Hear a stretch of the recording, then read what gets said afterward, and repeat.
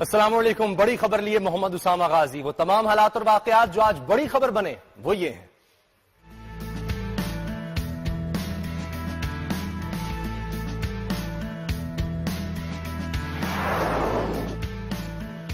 منہ سے نکلے الفاظ عذاب بن گئے. رینجرز کے بعد عدلیہ بھی ایکشن میں آ گئی. لاہور ہائی کورٹ میں الطاف حسین کے خلاف غداری کے مقدمے کی سماعت کے لیے لارجر بینچ تشکیل.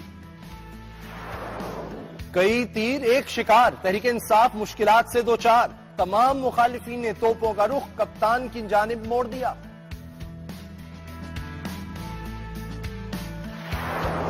ود ہولڈنگ ٹیکس ہٹاؤ ورنہ نقصان اٹھاؤ. تاجروں نے ود ہولڈنگ ٹیکس کے خلاف 1 اگست کو ہڑتال کا اعلان کر دیا.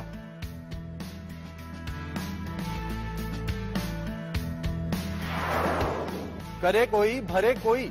بھارت نے گرداسپور حملوں کا ملبہ پاکستان پر ڈالا. بی سی سی آئی پاک بھارت سیریز سے مکر گیا.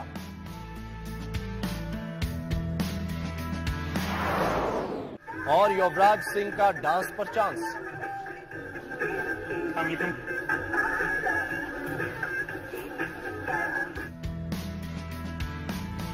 یوراج سنگھ نے چیلنج قبول کیا شعیب ملک کا. اس پر بھی بات کریں گے.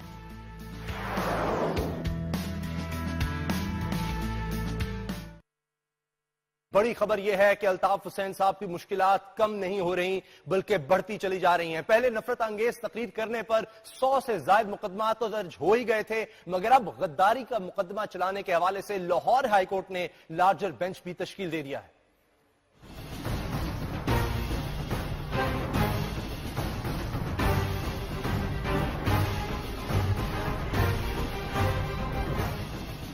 ایم کیو ایم کے خلاف قانونی گھیرا تنگ. الطاف حسین کی تقاریر مقدموں کی بنیاد بننے لگیں.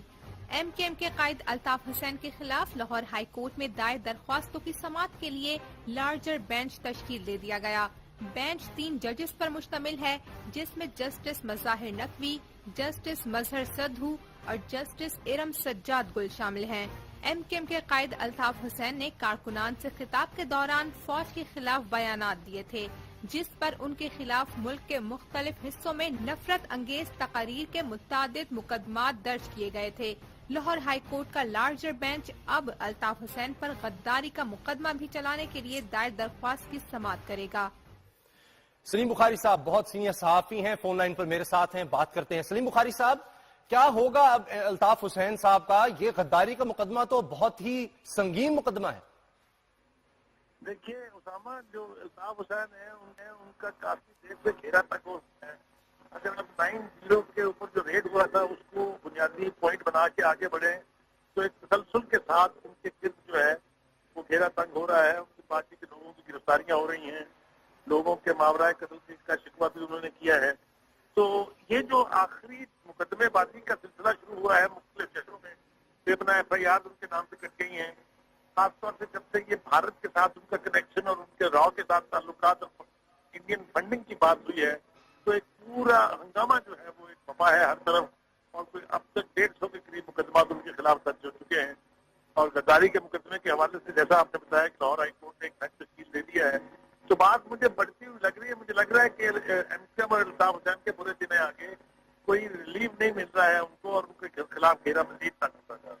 یہ بھی کہا گیا ہے کہ پہلے تو الزامات ہوتے تھے، لیکن اس دفعہ جو تقاریر ہیں وہ باقاعدہ ان کی ریکارڈنگ موجود ہے، اس کو وہ اون بھی کرتے ہیں، اور اس میں جس طرح کے الفاظ ہیں وہ تو ہم لوگ آپ لوگ دہرا بھی نہیں سکتے. کتے کی موت، مرنے کی باتیں اور اس طرح کے نہ جانے کیا کیا الفاظ ہیں جس میں، اور للکارا گیا کہ مرد کے بچے ہوتے ہو آؤ وردی کے بغیر. اس طرح کی باتیں اگر ہوتی ہیں تو آپ کا کیا خیال ہے؟ اب بچنا مشکل ہوگا اس طرح کی بات سے نکلنا، اس کے ڈیفنس کیسے کریں گے؟ دیکھیے اس وقت جو حکومت جس طرف جا رہی ہے مجھے ایسے لگتا ہے کہ ہیٹ اسپیچز کو بنیاد بنا کے وہ برطانیہ میں پہلے تو ان کے خلاف مزید گھیرا تنگ کرائیں گے. وہ پہلے ہی 2 خوفناک منفذ ہیں، اور اب یہ جو ہیٹ اسپیچ کا ایشو ہے یہ آپ کو پتا ہے کہ جو ویسٹ ہے اس میں یہ گمبھیر ایشو ہے، خوفناک قسم کا یعنی معاملہ ہے جس کے اوپر بہت سخت چیز قوانین موجود ہیں. اور اسی کو بنیاد بنا کے پاکستان کے اندر بھی غداری کے مقدمات درج ہو رہے ہیں. اور یہ جو اب لاہور ہائی کورٹ نے ایک بینچ تشکیل دے دیا ہے، میرے خیال سے بات بہت آگے جائے گی. اور ماضی میں جو کچھ بھی انہوں نے کہا ہے، جتنی بھی تقریریں قابل اعتراض انہوں نے کی ہیں، آپ جانتے ہیں اچھی طرح سے کہ کافی لوز ماؤتھ ہے وہ. جب وہ بولنے پر آ جاتے ہیں تو جوش فراوانی میں وہ سب کچھ بھی کہہ جاتے ہیں جو کبھی نہیں کہا گیا اور جو کبھی نہیں کہا جانا چاہیے. اور اب چونکہ وہ ایسا کئی بار کر چکے ہیں, بار بار کر چکے ہیں, اور اب تو یہ نوبت آ گئی تھی کہ ان کے جو رابطہ کمیٹی کے ارکان تھے یا ان کی پارٹی کے دیگر لوگ تھے, انہوں نے بھی بدزبانی اسی طرح کی شروع کر دی تھی. اور یعنی کافی دھمکی آمیز لہجہ تھا. جتنے بھی لیڈرز کے اسٹیٹمنٹ آپ دیکھیں گے پچھلے 10-15 روز میں, وہ بہت ہی پرووکیٹو اور بہت ہی یعنی دھمکی آمیز لہجہ تھا اس میں. تو میرے خیال سے حکومت اور فوج جو ہے ان دونوں نے بھی اس معاملے میں بھی وہ ایک پیج پر ہے کہ اب انف از انف, اس کا کوئی نہ کوئی الزام جو ہے وہ ہونا چاہیے. تو اسامہ میرا خیال یہ ہے کہ آنے والے دنوں میں میڈیا ٹرائل بھی ایک طرح سے ہوگا, اس لیے کہ جو کچھ رپورٹ ہوگا, جو کچھ ایونٹس ہو رہے ہوں گے وہ سارے رپورٹ ہو رہے ہوں گے, ہم آپ اس کے اوپر تبصرے کر رہے ہوں گے. تو آنے والے دن جو ہیں وہ ایم کیو ایم کے لیے بہت اچھے نہیں ہیں. آنے والے دن اور مشکل اگر ہیں تو پھر راستہ کیا ایم کیو ایم کے پاس؟ کیونکہ ایک طرف کہا گیا کہ یہ لاحمل تیار ہو رہا ہے ایم کیو ایم میں کہ سڑکوں پر احتجاج لایا جائے, ہڑتالیں کی جائیں, یا اب عدالت میں جا کے ڈیفینڈ کیا جائے اپنے آپ کو. آج قومی اسمبلی کا بھی اجلاس کا بائیکاٹ کیا ایم کیو ایم نے. تو آپ کو کیا لگتا ہے اس سے مسلم لیگ نون پر دباؤ ڈالا جا سکے گا؟ مسلم لیگ نون کوئی مدد کر سکتی ہے ان حالات میں ایم کیو ایم کی, یا معاملہ عدالت میں ہی لے جایا گیا ہے تو عدالت سے ریلیف ملے تو ملے؟ اسامہ آپ کو معلوم ہے اچھی طرح سے کہ پہلے اگر کوئی ایک بیان ان کے خلاف آ جاتا تھا یا کوئی واقعہ مرضی کے خلاف ہو جاتا تھا کراچی میں, تو 3 بڑے شہر جو ہیں لاہور, کراچی, حیدرآباد اور چکر بند ہو جاتے تھے, پہیا جام ہو جاتا تھا. 9/0 پر اٹیک سے لے کر اب تک آپ دیکھیے کیسے کیسے خوفناک اقدامات کیے گئے ہیں ایم کیو ایم کے خلاف. تو وہ جو ان کی نیوسنس ویلیو تھی یا وہ جو شہروں کو ویل جیم کر دینے کی قوت ان کی تھی, میرے خیال سے وہ بھی کافی حد تک ایروڈ ہوئی ہے. آپ نے دیکھا کہ جمعے کے روز کے لیے انہوں نے احتجاج کرنا تھا, وہ بھی ملتوی کر دیا انہوں نے. تو میں سمجھتا ہوں کہ وہ جو ایک پاور تھی ان کے پاس, وہ جو ایک طرح کا الٹیمیٹ اتھارٹی اور مینڈیٹ تھا ان کے پاس کہ وہ جب چاہیں کراچی کی سانس روک لیں, اب وہ صورتحال نہیں رہی ہے. اور یہی وجہ ہے کہ اسامہ ایم کیو ایم کی بھی اور الطاف حسین کی بھی پوزیشن کمزور ہوتی جا رہی ہے. نون لیگ کوئی مدد کو نہیں آئے گی آپ کو لگتا ہے اب؟ میرا نہیں خیال, میرا خیال یہ ہے کہ الطاف حسین صاحب اور ان کے ساتھی جو ہیں جلد وہ یہ بات ریئلائز کر لیں گے کہ آنکھیں دکھا کے اب کوئی مسئلہ حل ہونے والا نہیں ہے, unless کہ وہ they sit together with the political leadership and with the military leadership and sort out their issues. اس کے علاوہ اسامہ دھمکیوں سے, ہڑتالوں سے, پہیا جام سے اب کوئی مسئلہ حل ہونے والا ہے. بہت بہت شکریہ سلیم بخاری صاحب آپ کا. اب لگتا ہے عدالت میں ہی معاملہ چلے گا اور جا کر اپنا مقدمہ لڑنا ہوگا الطاف حسین صاحب کو, اور امید کرنا ہوگی کہ وہاں سے کوئی ریلیف مل سکے. لگ یہ رہا ہے کہ یہ ہونا بہت مشکل ہو گیا ہے, اتنے سنگین مقدمات ان کے خلاف جو ہیں وہ دائر ہوئے ہیں, اور اب لارجر بینچ بھی لاہور ہائی کورٹ نے تشکیل دے دیا. قومی اسمبلی کی طرف ہم آتے ہیں. قومی اسمبلی میں آج بڑی گہما گہمی رہی, بلکہ ایک طرح سے کہیں کہ ہنگامہ خیز بھی رہا یہ اجلاس, کیونکہ مسلم لیگ نون کے ارکان اسمبلی پاکستان تحریک انصاف کے کارکنان پر برس پڑے. طلال چودھری جو کہ مسلم لیگ نون کے ایک اہم رکن ہیں, انہوں نے تو یہاں تک دھمکی دے دی کہ کان پکڑ کر پی ٹی آئی والوں کو باہر نکال دیا جائے. کاش کے ایک نیا سٹارٹ ہو جاتا. آپ نے دیکھا کہ پرائم منسٹر نواز شریف نے کتنی ہیوملٹی اور کتنی ہمبل سپیچ کی. It was over considered party policy کہ ہم اس کو پازیٹیو لیں گے, ہم اس کو کوئی فتح اور جشن نہیں تصور کریں گے. مجھے پوچھا گیا کہ اب معافی مانگا, ہم نے کہا جی ایسی کوئی بات نہیں ہے. میں نے جمعے کو کہا I am on record. Ishaq Dar کے پیار سے بار آنریبل اگر لیڈرشپ جس میں ان کی سینئر ترین لیڈرشپ پہ دستخط ہیں, اگر ہم ایک معاہدہ کرتے ہیں, اسلام میں تو زبانی بات بھی کافی ہوتی ہے, اس کے 2 وٹنس ہو تو کافی ہیں, اس میں تو 4 سگنیچر ہیں, 2 each from both parties and 2 witness ہیں, 2 افرمیشن ہیں. قومی اسمبلی کے اجلاس میں پی ٹی آئی اراکین کو پرچہ دکھا دکھا کر معاہدہ یاد دلا دیا.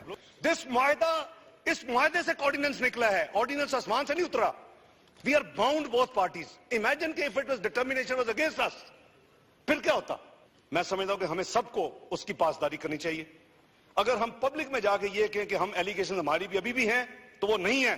they stand withdrawn according to this agreement.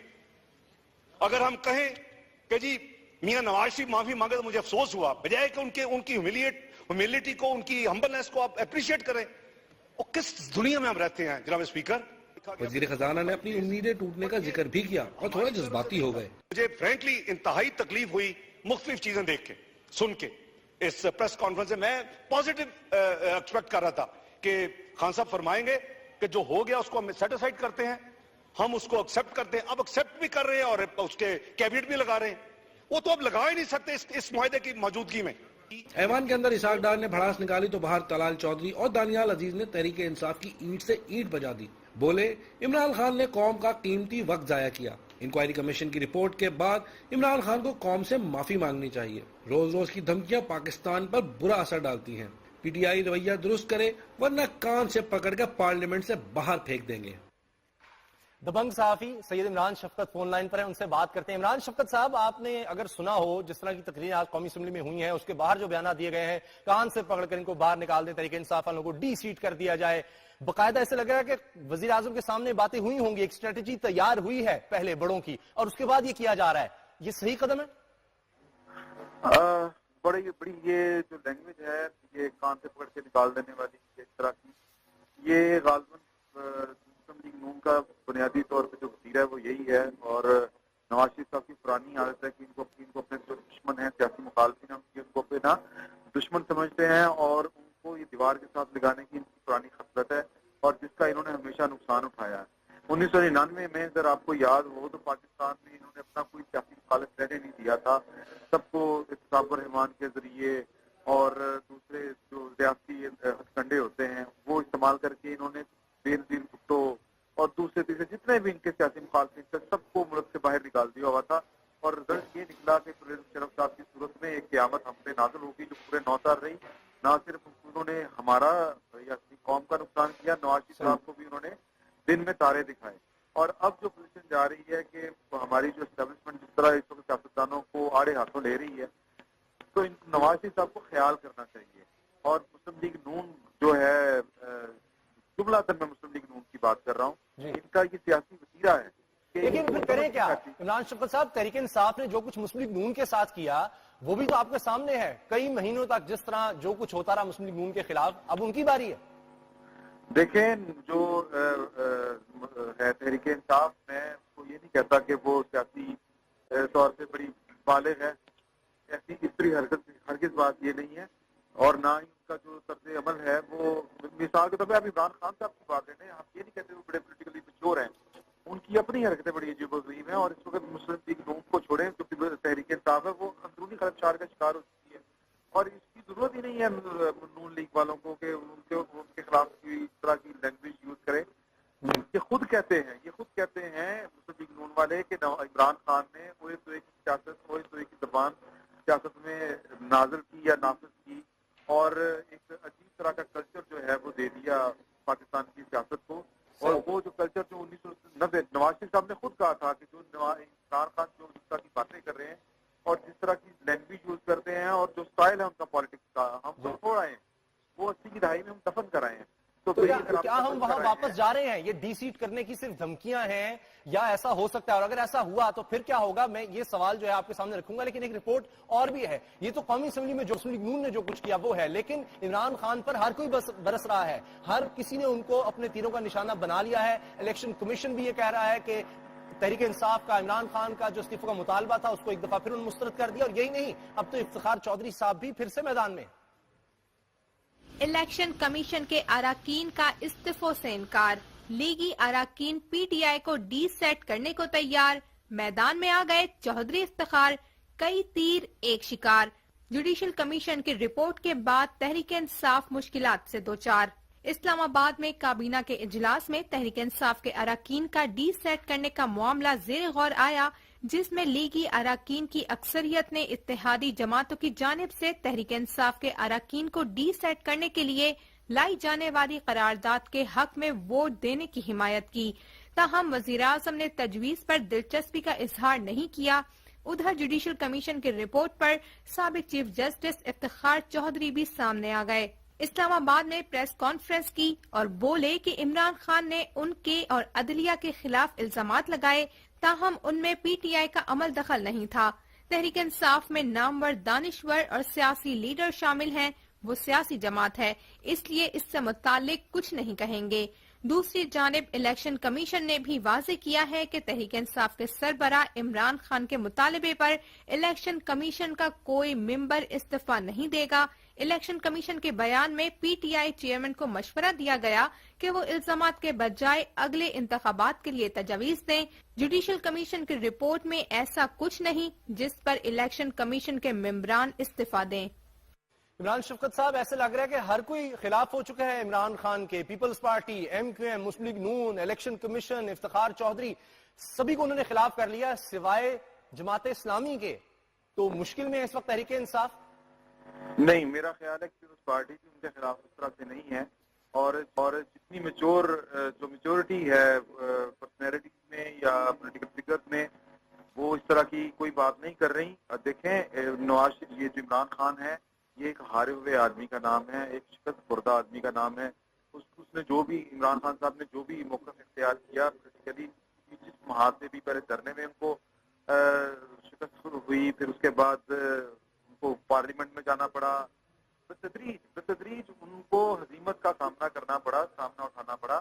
اب اعلیٰ درسی دکھانے کا جو ہے نا وہ ٹائم ہے. جس طرح وہ کہہ رہے تھے خواجہ آصف پچھلے دنوں جب یہ تحریک انصاف پارلیمنٹ میں گئی ہے تو کوئی شرم ہوتی، کوئی گریز ہوتی، کوئی حیا ہوتی ہے، تو اب وہی جو جملہ ہے وہ ان پہ خود نافذ ہو رہا ہے. ان پہ خود ان کو دیکھنا چاہیے مسلم لیگ نون کو. اور میرا نہیں خیال کہ جو عمران خان ہے کہ انہوں نے کوئی اس طرح کی کوئی بات کر دی ہے یا کس طرح کی کوئی، وہ خود واپس آ رہے ہیں پارلیمنٹ میں آ کے بیٹھے، یا تو وہ جوڈیشل کمیشن کا فیصلہ ماننے سے انکار کر رہے ہیں. یہ بتائیں کہ کہا جاتا ہے کہ میاں نواز شریف صاحب کان کے کچے ہیں، جو ارد گرد سے ان کو جو سخت گیر موقف رکھنے والے، جن کو انگریزی میں ہاکش کہتے ہیں، اگر انہوں نے منا لیا میاں نواز شریف صاحب کو اور ڈی سیٹ کرنے کا معاملہ چلا جاتا ہے، آپ کو پتا ہے کہ اسپیکر بھی عمران خان صاحب کے بڑے خلاف ہیں اور کافی ان کے درمیان کشمکش رہی ہے، اب بھی چل رہی ہے، تو اگر ڈی سیٹ ہو جاتے ہیں، ان کو نکال دیا جاتا ہے پارلیمنٹ سے تحریک انصاف کو، تو کیا ہوگا؟ نواز شریف صاحب اپنی اگر خودکشی کے پروانے پہ دستک کرنا چاہیں تو انہیں کوئی روک نہیں سکتا. میرا نہیں خیال کہ وہ سیاسی خودکشی کریں گے. یہ بہت بڑی سیاسی خودکشی ہوگی. انہوں نے 99 سے کچھ سبق سیکھا ہوگا، اور میرا خیال ہے کہ وہ جو وزڈم ہے وہ پرویل کرے گی. یہ بچوں والی باتیں ہیں، بڑی گھٹیا اور بڑی تھرڈ کلاس باتیں ہیں کہ ایک بندہ پارلیمنٹ پہ یقین رکھتا ہے، آپ اس کو دھکے مار کے پارلیمنٹ سے نکال دیں. یہ کس طرح ممکن ہے؟ وہ ووٹ لے کے آئے ہیں اور انہوں نے ان کے پاس ایک اچھی خاصی اس کا ووٹ بینک ہے، لوگوں کی نمائندگی کر رہے ہیں. آپ کسی بھی پارلیمنٹ کوئی اس طرح کا قانون نہیں بنا سکتی. میں کوئی قانونی ماہر نہیں ہوں، مجھے پتا نہیں ہے کہ وہ کس حوالے سے وہ بات کر رہے تھے. اگر ہو بھی دیکھیں، قانون کے پیچھے کوئی نہ کوئی اخلاقی جواز ہوتا ہے، اور تبھی وہ قانون پرویل تبھی کرتا ہے جب اس کے پیچھے کوئی اخلاقی جواز بڑا اسٹرانگ ہو. اور وہ آپ کو نظر نہیں آ رہا، لہٰذا اس طرح کی باتیں بھی نہیں ہونی چاہیے، دھمکیاں نہیں دی جانے چاہیے، ٹیمپریچر جو ہے اس کو کم رکھنا چاہیے سیاست میں. بہت بہت شکریہ سید عمران شفقت صاحب آپ کا. درد بڑھ رہا ہے اب تاجروں کا. 1 اگست سے انہوں نے ہڑتال کا، ملک گیر ہڑتال کا اعلان کر دیا ہے. حکومت شدید دباؤ میں نظر آ رہی ہے. انہوں نے مذاکرات کی دعوت اب جو دی ہے اس کو تاجروں نے یکسر مسترد کر دیا ہے. جگہ ٹیکس نہیں دیں گے، حکومت ود ہولڈنگ ٹیکس واپس لے. 1 اگست کو ہڑتال ہوگی. اسلام آباد میں بورڈ آف ریونیو کے دفتر میں حکومت اور تاجر تنظیموں کے درمیان مذاکرات ہوئے، جس میں تاجر تنظیموں نے اصرار کیا کہ حکومت ود ہولڈنگ ٹیکس مکمل طور پر واپس لے.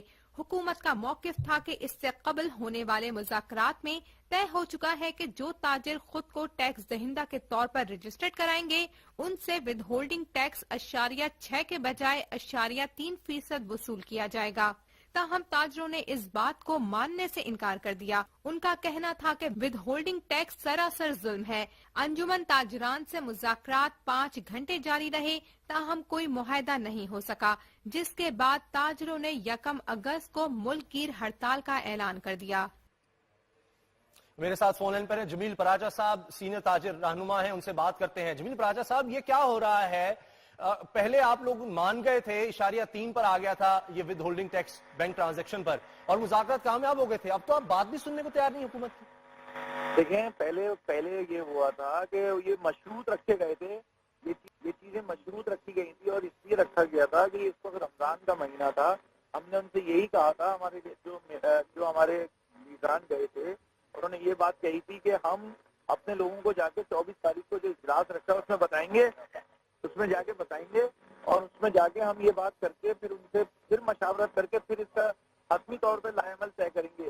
اور آپ ایک بات بتائیں کہ جو بینک جو ہے ہمارا امانت کے طور پہ ہم اس میں پیسہ رکھواتے ہیں، امانت کے طور پہ ہمارا پیسہ رکھوایا جاتا ہے، اور امانت کے اوپر کون آدمی ٹیکس کاٹتا ہے یہ بتائیں نا. بڑی اچھی بات ہے، لیکن یہ تو اس کے لیے نہیں ہے. اگر میں غلط ہوں تو آپ میری تصحیح کیجئے کہ جو لوگ ٹیکس نیٹ میں نہیں ہے، یعنی جو لوگ سارا سال ٹیکس نہیں دیتے، ان کے جو پیسے ہیں ان میں سے ہی پیسے کٹیں گے. دیکھیں ٹیکس کی بات ہی تو یہ ہے کہ کوئی آدمی ایسا نہیں ہے پاکستان میں جو ٹیکس نہ دے رہا ہو. آپ دیکھیں ایک موبائل فون پہ ہم 100 روپے کا کارڈ اپنا ریچارج کراتے ہیں، 24 روپے کٹ جاتے ہیں. ہم اگر ہمارے بجلی کے بل میں ہر ٹریڈر کے پاس بجلی کا بل آتا ہے. لاسٹ ایئر ہم نے کہا تھا ہم سے ٹیکس فکس کر کے لے لیں، جس پر انہوں نے کہا کہ ہم بجلی کے بلوں میں ٹیکس فکس کر دیتے ہیں. انہوں نے انکم ٹیکس جو ہے وہ بلوں میں کاٹنا شروع کر دیا ہے، جو ہر ٹریڈر ٹیکس دیتا ہے. ہم خود بھی یہ چاہتے ہیں کہ ہمارے لوگ ٹیکس نیٹ میں آئیں. ہم نے انہیں مشورہ دیا کہ آپ جو ہے جو فکس کر کے ہم سے ٹیکس لے لیں. ایک چھوٹے سے چھوٹا تھوکے والا بھی ٹیکس دے دے گا، کیونکہ ہم نے انہیں مشورہ دیا تھا کہ 3,000 روپے سے لے کے 10,000 روپے تک ایک شاپ کیپر تک آپ ٹیکس لگا دیں. لیکن انہوں نے ہماری بات کو رد کیا اور اس وقت بھی انہوں نے یہ کیا کہ بجلی کے بلوں پہ ٹیکس رائز کر دیکھیں جمیل پراچا صاحب، یہی تو مسئلہ ہے نا کہ امیر آدمی ٹیکس دے نہیں رہا تو ساروں کو ٹیکس دینا پڑتا ہے، غریب سے غریب آدمی کو بھی.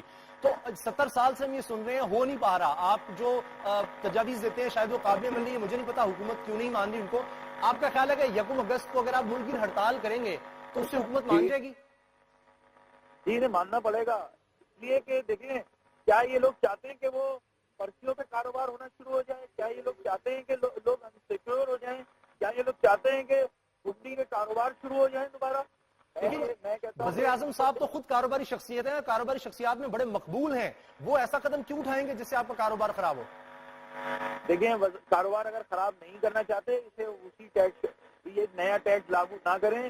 ٹیکس جب بھی کوئی ٹیکس معاملات ہوں تو تاجروں کو بٹھا کے مشاورت کر کے ٹیکس لگایا جائے. وہ تو آپ کو بلا رہے ہیں، آپ ان کے ساتھ بیٹھنے تک کو تیار نہیں اس وقت حکومت کے ساتھ. انہوں نے کہا پھر سے نہیں ایسی کوئی بات نہیں ہے. ہم آج بھی 5 گھنٹے تک بیٹھ جائیں. اسحاق ڈار صاحب نے آنا پسند نہیں کیا اجلاس کے اندر.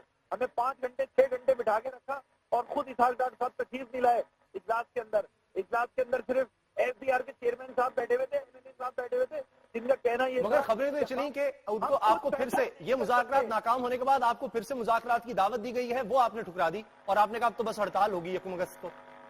جی میں دوبارہ بتائیں اگر آواز میں یہ عرض کر رہا ہوں کہ مذاکرات یقیناً ناکام ہوئے، لیکن اس کے بعد پھر سے آپ کو آفر آئی کہ آپ ہم سے بیٹھ کر کوئی ایک اور دور کر لیں مذاکرات کا، لیکن آپ نہیں مانے. آپ نے کہا اب تو ہڑتال ہوگی. اب مذاکرات صرف ایک ہی صورت میں ہو سکتے ہیں کہ وہ یہ اپنا یہ ظالمانہ ٹیکس واپس لیں. یہ ظالمانہ صحیح. بہت شکریہ جمیل پراچا صاحب، سینئر تاجر رہنما، آپ نے ہمیں وقت دی. جس طرح تاجروں کا بھی یہ موقف ہے کہ ہر صورت اب ہڑتال ہوگی، ایک ہی صورت میں ہڑتال رک سکتی ہے کہ یہ ود ہولڈنگ ٹیکس جو ہے اس کو واپس لیا جائے، لیکن ابھی تک حکومت نے ایسا نہیں کیا. اب دیکھتے ہیں کہ اس معاملے میں جیت کس کی ہوتی ہے. ٹیکس حکومت بضد ہے کہ ہر صورت اب لے کے رہے گی، کیونکہ آئی ایم ایف کی شرائط ایسی ہیں کہ اب حکومت کو ٹیکس اکٹھا کرنا ہوگا. بریک کا وقت ہو رہا ہے بڑی خبر میں، اس کے بعد ملتے ہیں.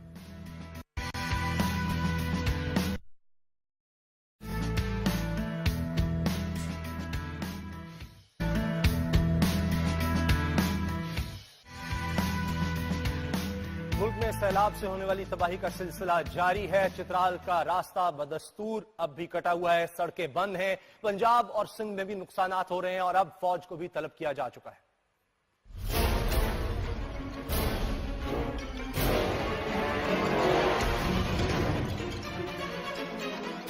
مونسون اس بار پھر پاکستانیوں کو نئے امتحان سے دوچار کر گیا. مسلسل بارشوں اور گلیشیئر پگھلنے کی وجہ سے چترال کے لوگوں کی مشکلات کم ہونے کا نام نہیں لے رہی. کیلاش، گرم چشمہ اور مستوت جانے والی تمام سڑکیں مکمل طور پر بند ہیں. پاک فوج کا کہنا ہے کہ موسم بہتر ہونے پر گرم چشمہ میں امدادی کاروائیاں دوبارہ شروع کی جائیں گی. اسکردو کے علاقے روندو میں سیلابی ریلا آنے سے 6 رابطہ پل تباہ ہو گئے ہیں. تازہ ترین لینڈ سلائیڈنگ سے گلگت اسکردو روڈ 3 مقامات پر بند ہو گیا ہے.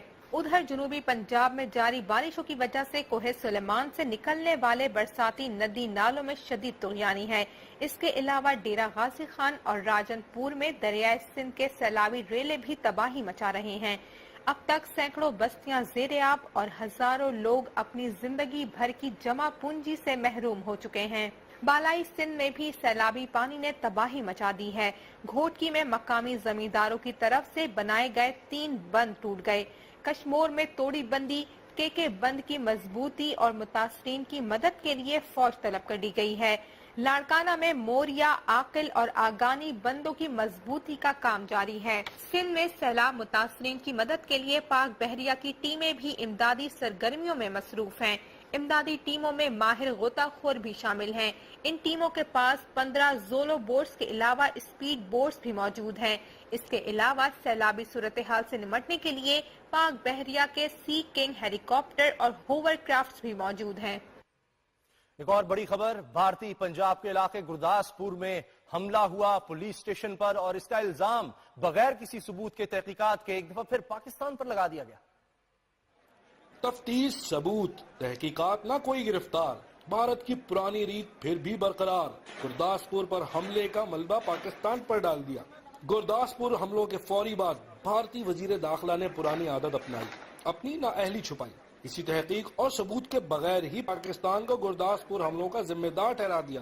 राजनाथ सिंह ने हमले को सरहद पार से कार्रवाई करार दिया और जवाबी हमले की धमकी। दूसरी जानिब दफ्तर खारजा ने किसी भी इश्तियाल अंगेजी से गुरेज करते हुए गुरदासपुर हमले की सख्त मजम्मत की।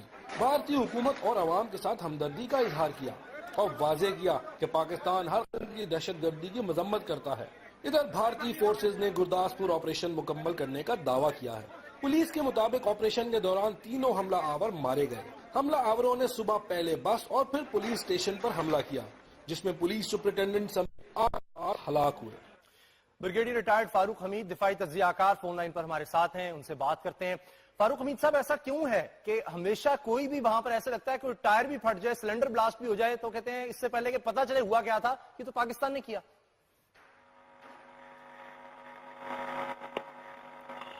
जी ब्रिगेडियर साहब।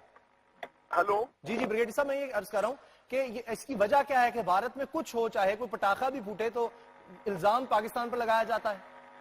जी बिस्मिल्लाह, बहुत शुक्रिया। देखिए, बात यह है कि ये तो उनका शुरू से उनकी अप्रोच यही है, उनकी स्ट्रैटेजी भी यही रहती है कि कोई छोटा सा भी वाकया हो जाए तो वो पाकिस्तान पे उसका ब्लेम डालते हैं। मकसद उनका यही होता है इंडियन मीडिया अपना जो मिलिट्री एस्टैब्लिशमेंट है और उनके साथ जो खास जो रोग एलिमेंट्स है उनकी पॉलिटिकल लीडरशिप में, कि मैं हमेशा कहता हूँ ये 3M का एक नेक्सस है, मूडी, मिलिट्री और उनका मीडिया। ये कोशिश होती है कि इंडियन डोमेस्टिक ओपिनियन को गेन करने के लिए वो हमेशा ब्लेम पाकिस्तान पे डालते हैं। और देखें, कई दफा मैं आपको ये भी बता दूं कि हमें पहले भी कहते रहे कि इनको बहुत शौक होता है ये फॉल्स फ्लैग ऑपरेशन करने का। वो कराते ऑपरेशन, ये कई मरतबा ये कराते खुद है और कोशिश और मकसद ये होता है कि पाकिस्तान पर ब्लेम डालें, और अगर कोई अपना ऑब्जेक्टिव अचीव करना चाहते हैं कि पाकिस्तान को प्रेशर में रखा जाए, पाकिस्तान की अपना इंटरनेशनल इमेज जो है पाकिस्तान को उसको खराब किया जाए और इंटरनेशनल ओपिनियन बिल्डअप किया जाए अपनी फेवर में, तो ये कोई भरोसा नहीं है कि इन्होंने ये काम खुद कराया हो और ये ब्लेम डाल देंगे। समझौता एक्सप्रेस में भी तो इसी तरह इन्होंने किया था और उसके बाद फिर सबके सामने आया कि ये तो भारत के अपने लोग थे। जी बिल्कुल, बल्कि अगर आपको याद हो कि मुंबई हमले के केस में भी उनके एक CBI के सीनियर ऑफिशियल है इंटेलिजेंस के, उन्होंने सुप्रीम कोर्ट में ये एफिडेविट दिया था और बयान दिया था कि मुंबई में जो है वो भी एक अपना फॉल्स ऑपरेशन था और वो एक्चुअली खुद किया था। सिर्फ ये कि पाकिस्तान से डायलॉग प्रोसेस के खत्म करना चाहते थे, पीस प्रोसेस को खत्म करना चाहते थे, तो वो बहाना ढूंढते हैं। तो लिहाजा उनसे कोई बईद नहीं है कि ये कराएंगे खुद और ब्लेम डाल देंगे पाकिस्तान पे। माओ बागी का हम देखते हैं, अलहदगी पसंद तहरीकें भारत में चल रही हैं, क्या उसमें भी वो पाकिस्तान इन्वॉल्व है, ये भी पाकिस्तान पर डाल दिया जाएगा? देखिए, बात है कि पाकिस्तान के अपने इंटरनल सिक्योरिटी के इतने मसाइल हैं कि ना हमारे पास टाइम है, ना हमारे पास रिसोर्सेज है, इस किस्म के ना इतना वक्त है कि हम इंडिया के अंदर जो 2.5 दर्जन से ज्यादा जो आज़ादी की तहरीकें चल रही हैं, जिसमें लेटेस्ट हम आप देखिए खालिस्तान का मामला पिछले चंद हफ्तों से बहुत ज्यादा वो रिवाइव हो गया है, ना सिर्फ इंडिया में बल्कि इंटरनेशनली ऑल्सो। सिख अपना एक अलग अपना मुल्क मांग रहे हैं, आज़ादी मांगते हैं इंडियन तसल्लुत से। तो बात यह है कि चाहे ईस्टर्न इंडिया हो जहाँ पे वो तमाम नागा, मॉइस और ये नक्सलाइट की मूवमेंट है, या इंडियन ऑक्युपाइड कश्मीर में जो फ्रीडम मूवमेंट है जो ज्यादा आर्म स्ट्रगल में दोबारा चेंज हो रही है, या फिर अफगानिस्तान, तो ये तो बड़ी एक गंभीर सूरत हाल पैदा हो गई है जिससे इंडिया दो चार है। तो प्राइम मिनिस्टर मोदी को चाहिए तो बजाय ये कि वो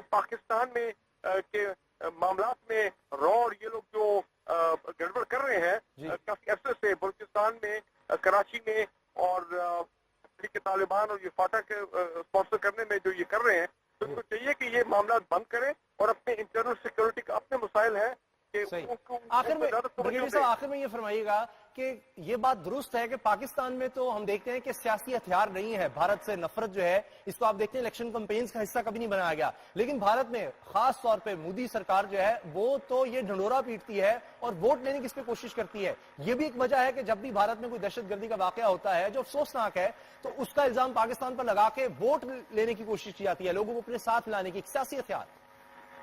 دیکھیے میں نے آپ کو اس میں پہلے کہا تھا کہ ابھی اس واقعے کو بھی فورن آفس نے ہمارا اس کو کنڈیم کیا ہے، پہلے بھی جو بڑے واقعہ ہوا پاکستان نے ہمیشہ کنڈیم کیا ہے۔ ان کا مقصد یہی ہوتا ہے کہ انٹرنیشنل پاکستان کے امیج جو ہے اس کو خراب کیا جائے، اپنا وہ امیج یہ دینا چاہتے ہیں کہ دیکھیں ہم تو پاکستان کے ساتھ بات چیت کرنا چاہتے ہیں لیکن یہ پاکستان کی طرف سے اس قسم کے واقعات کو اسپانسر کیا جاتا ہے، تو مقصد ان کا یہی ہے کہ بلیم گیم میں پڑے رہیں اور جو پیس ہے اس کو اس طریقے سے وہ ڈیلے کرتے رہے۔ صحیح، بہت بہت شکریہ برگیڈیئر ریٹائرڈ فاروق حمید صاحب، آپ نے ہمیں وقت دیا اور اس واقعے کو بہانہ بنا کر بھارتی کرکٹ بورڈ نے پاکستان کے ساتھ سیریز کو خارج از امکان قرار دے دیا ہے۔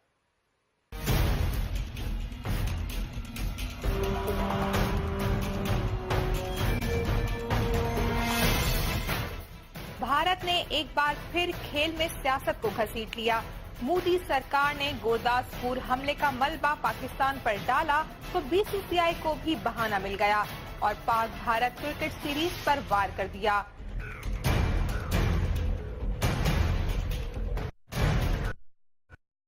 ریاست پنجاب کے شہر گورداسپور میں حملے کے بعد بی سی سی آئی کا بیان آ گیا۔ سیکرٹری انوراگ اور کرکٹ ساتھ سکتے۔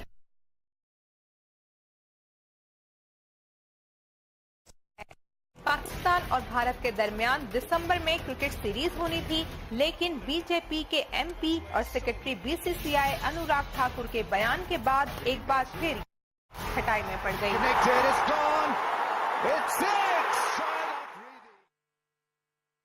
کے محتاج نہیں، سابق ٹیسٹ کرکٹر پاکستان کے سابق کپتان فون لائن پر میرے ساتھ ہیں۔ راشد بھائی بہت شکریہ آپ کا۔ کیا دہشت گردی کو کرکٹ سے جوڑنا اس طرح صحیح ہے؟ نہیں صحیح تو نہیں ہے ویسے، لیکن یہ ہے کہ ویسے بھی ہمارے مطلب پہلے سے سیریز تو پاکستان انڈیا کی ہوتی ہی نہیں ہے، وہ تو ورلڈ کپ ہو جائے، چیمپئن ٹرافی یا T20 ہم لوگ کر رہے ہیں، لیٹر سیریز تو کافی عرصے سے نہیں ہوئی۔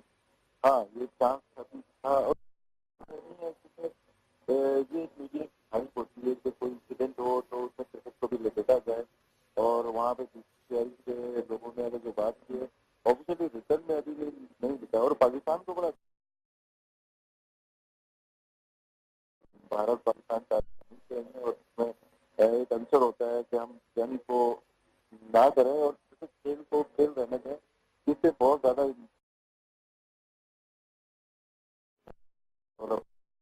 کنٹری کے لوگوں کو مطلب پلیئر کو کھیلتے دیکھنا چاہتے ہیں، کیونکہ اس سے بڑا ایونٹ تو کوئی بھی نہیں ہوتا ورلڈ میں۔ اس سے ٹی وی کو بہت سافٹ ہونا چاہیے، بہت اچھا جواب دینا چاہیے اس کو۔ شہریار خان صاحب جو چیئرمین ہیں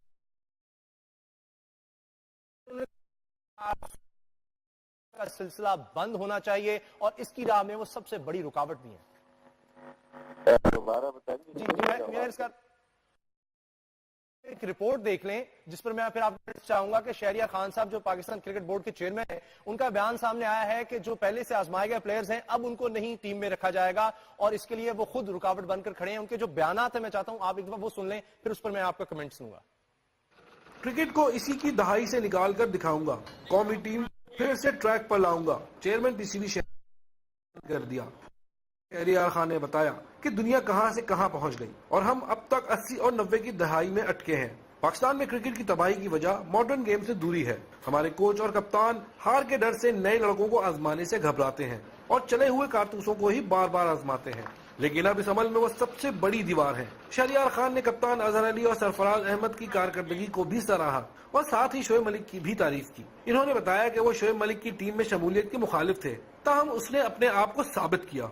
جی راشد بھائی کیا کہیں گے آپ؟ شہریار خان صاحب کہتے ہیں کہ اب نئے لوگوں کو چانس دینا چاہیے، لیکن شعیب ملک ٹیم میں آئے تو انہوں نے کہا کہ میں تو اس کے خلاف تھا لیکن اس نے پرفارم بھی بڑا اچھا کیا۔ دیکھیں اس میں کوئی یہی جمک نہیں ہے، ہماری اگر کامیابی دیکھیں ٹیسٹ جس میں اگر ہم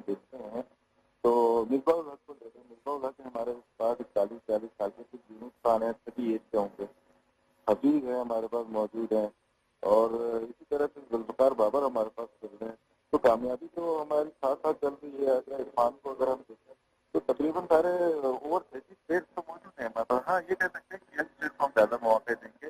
اب یہ نہیں ہے کہ راستہ روک سکتے ہیں کسی نہ روکی کو یا کوئی ایسا پرفارم کر رہا ہے. ایک مثال ہے کہ نئی ملک ہے تمہارا لیفٹ ہینڈ بیٹسمین نظرن کا ہے, اس کو ہمیں چانس نہیں کیا ابھی تک. وہ ایج 32-33 ہو گئے لیکن اس کے آؤٹ سائڈ کی پرفارمنس ہے. اگر اس کی جگہ 30 سال کے لڑکوں کو کھلاتے ہیں اور کھلا کے اس کو باہر کر دیتے ہیں تو وہ بھی کہتی ہے. تو تھوڑا سوچ سمجھ کرنا پڑے گا. چیئرمین کا کام ہے اپنی تھوڑا سا اپنے ریلیشن شپ دوسری کنٹریز کے ساتھ جو خراب ہو رہے ہیں وہ بہتر کریں. یہ کام سلیکشن کمیٹی اور کپتان پہ چھوڑتے ہیں. راشد بھائی یہ بھی تو ہے کہ ہم نئے لڑکوں کو اگر چانس دیتے ہیں تو پرفارم بھی نہیں کر پاتے. ایک طرف ہم کہتے ہیں کہ جس طرح کئی انڈر 19 کے لڑکے کھلائے گئے لیکن اس طرح پرفارم ہی نہیں کر سکے. بابر اعظم کا بڑا نام لیا گیا, اس طرح سے دیگر بلاول آئے اور بہت سے لڑکے آئے لیکن اس طرح پرفارم نہیں کر پائے. عمر اکمل کو اتنی زیادہ ہم نے چانسز دیے لیکن وہ اس طرح سے امیدوں پر پورا نہیں اتر سکے. تو اس کی کیا وجہ ہے؟ کیا ٹیلنٹ اگر ہے تو صحیح طرح اس کو روم نہیں کیا جا رہا؟ بابر اعظم کا ٹیلنٹ تو موجود ہے. جیسے بابر اعظم کی اگر بات کی ہے ہائیلی ٹیلنٹڈ پلیئر ہے. اب اس کو مگر ایک میچ کھلا کے 4 میچ باہر بٹھا دیں گے تو کوئی توقع نہیں رہ سکتا کہ وہ کیسا پرفارم کرے گا. تو اس کو اگر ون ڈے ہمیں کھلانا ہے بابر اعظم کو سب کو لگاتار اسے دینا پڑے گا. جس طرح ہم دوسرے پلیئرس کو پورا چانس دے رہے ہیں, جیسے وسیم کو ہم پورا چانس یا رضوان کو پورا چانس دے رہے ہیں, اسی طرح بابر اعظم کو چانس دے سکتے ہیں. اور وہ ٹیلنٹ اور اسی طرح تو بہت سارے پلیئرس ہیں. ہمیں ٹرائی کرنا چاہیے. ہمیں 4 سے 5 سال تو لگیں گے ظاہر سی بات ہے اچھے پلیئر کو پروو کرنے کے لیے. لیکن فاسٹ بالنگ پر آ جاتے ہیں, بیٹنگ کی ہم بات کر رہے ہیں. فاسٹ بالرز ہمارے کہاں گئے؟ ہم تو یہ کہتے تھے کہ کہیں نہ کہیں سے فاسٹ بالرز مل جاتے ہیں. ہمیشہ ہم نے دیکھا عمران خان سے پہلے بھی دیکھ لے, کاردار صاحب سے لے کے عمران خان, پھر ایک سلسلہ ہے وسیم, وقار, عاقب, بہت سے اور لڑکے آئے. اب ہم اگر دیکھتے ہیں عرفان ہماری بیک بون نظر آتے ہیں تو وہ 30 سال سے اوپر ہیں. کوئی نئے لڑکے میں مل رہے, طلحہ کو چانس دیتے ہیں وہ پرفارم ہی نہیں کر رہے.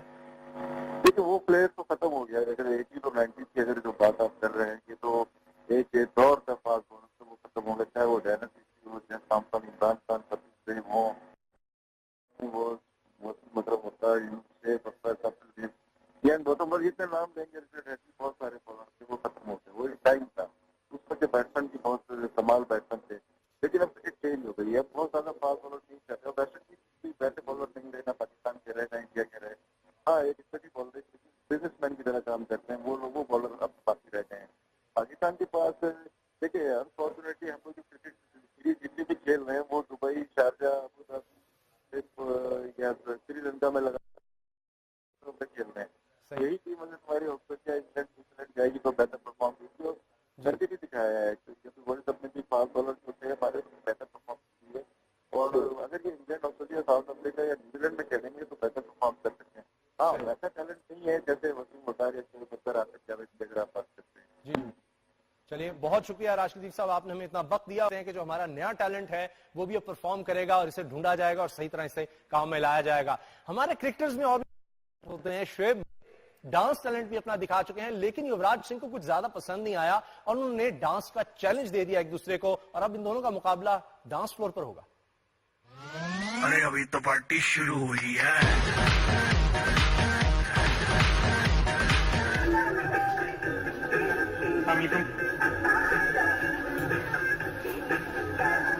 ابھی تو پارٹی شروع ہوئی ہے. یہ کرکٹ پلس ڈانس پارٹی اپنا رنگ خوب جمائے گی. ابھی تو پارٹی شروع ہوئی ہے. شعیب اور ثانیہ کا پاکستانی شاہینوں کے ہمراہ دھوم دھڑک کا رنگ جما گیا. بات پہنچی دور دور تک. یہ دیکھ کر یوراج کا خون بھی جوش مارنے لگا. یوراج نے دیا شعیب کو چیلنج اور دکھایا مائیکل جیکسن جیسا رنگ.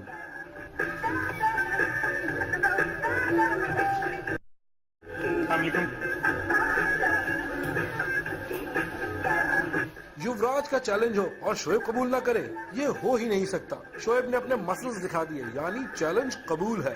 اب دیکھنا ہے کہ یہ کرکٹ پارٹی ڈانس پارٹی میں کیا کیا نئے جوہر دکھاتی ہے.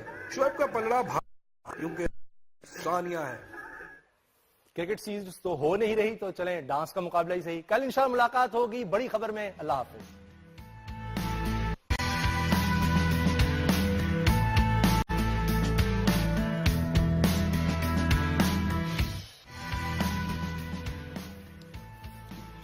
السلام علیکم. بڑی خبر لیے محمد اسامہ غازی. وہ تمام حالات اور واقعات جو آج بڑی خبر بنے وہ یہ ہیں.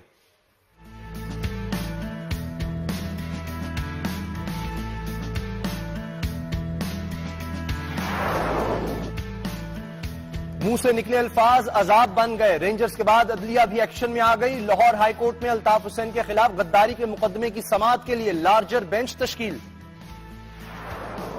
کئی تیر ایک شکار. تحریک انصاف مشکلات سے دوچار. تمام مخالفین نے توپوں کا رخ کپتان کی جانب موڑ دیا.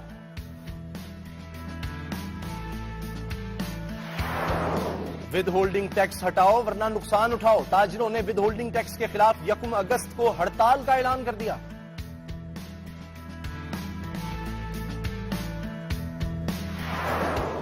کرے کوئی بھرے کوئی. بھارت نے گرداسپور حملوں کا ملبہ پاکستان پر ڈالا. بی سی سی آئی پاک بھارت سیریز سے مکر گیا.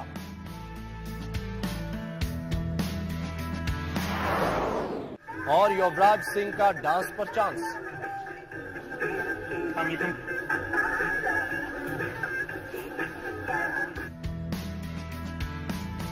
یوراج سنگھ نے چیلنج قبول کیا شعیب ملک کا. اس پر بھی بات کریں گے.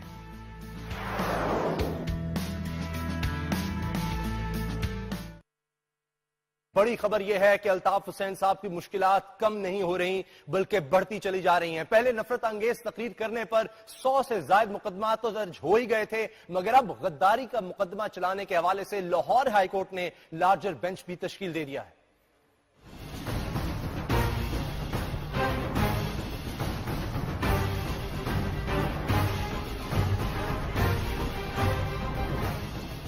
ایم کیو ایم کے خلاف قانونی گھیرا تنگ. الطاف حسین کی تقاریر مقدموں کی بنیاد بننے لگیں. ایم کیو ایم کے قائد الطاف حسین کے خلاف لاہور ہائی کورٹ میں دائر درخواستوں کی سماعت کے لیے لارجر بینچ تشکیل دے دیا گیا. بینچ 3 ججز پر مشتمل ہے، جس میں جسٹس مظاہر نقوی، جسٹس مظہر سدھو اور جسٹس ارم سجاد گل شامل ہیں. ایم کیو ایم کے قائد الطاف حسین نے کارکنان سے خطاب کے دوران فوج کے خلاف بیانات دیے تھے، جس پر ان کے خلاف ملک کے مختلف حصوں میں نفرت انگیز تقاریر کے متعدد مقدمات درج کیے گئے تھے.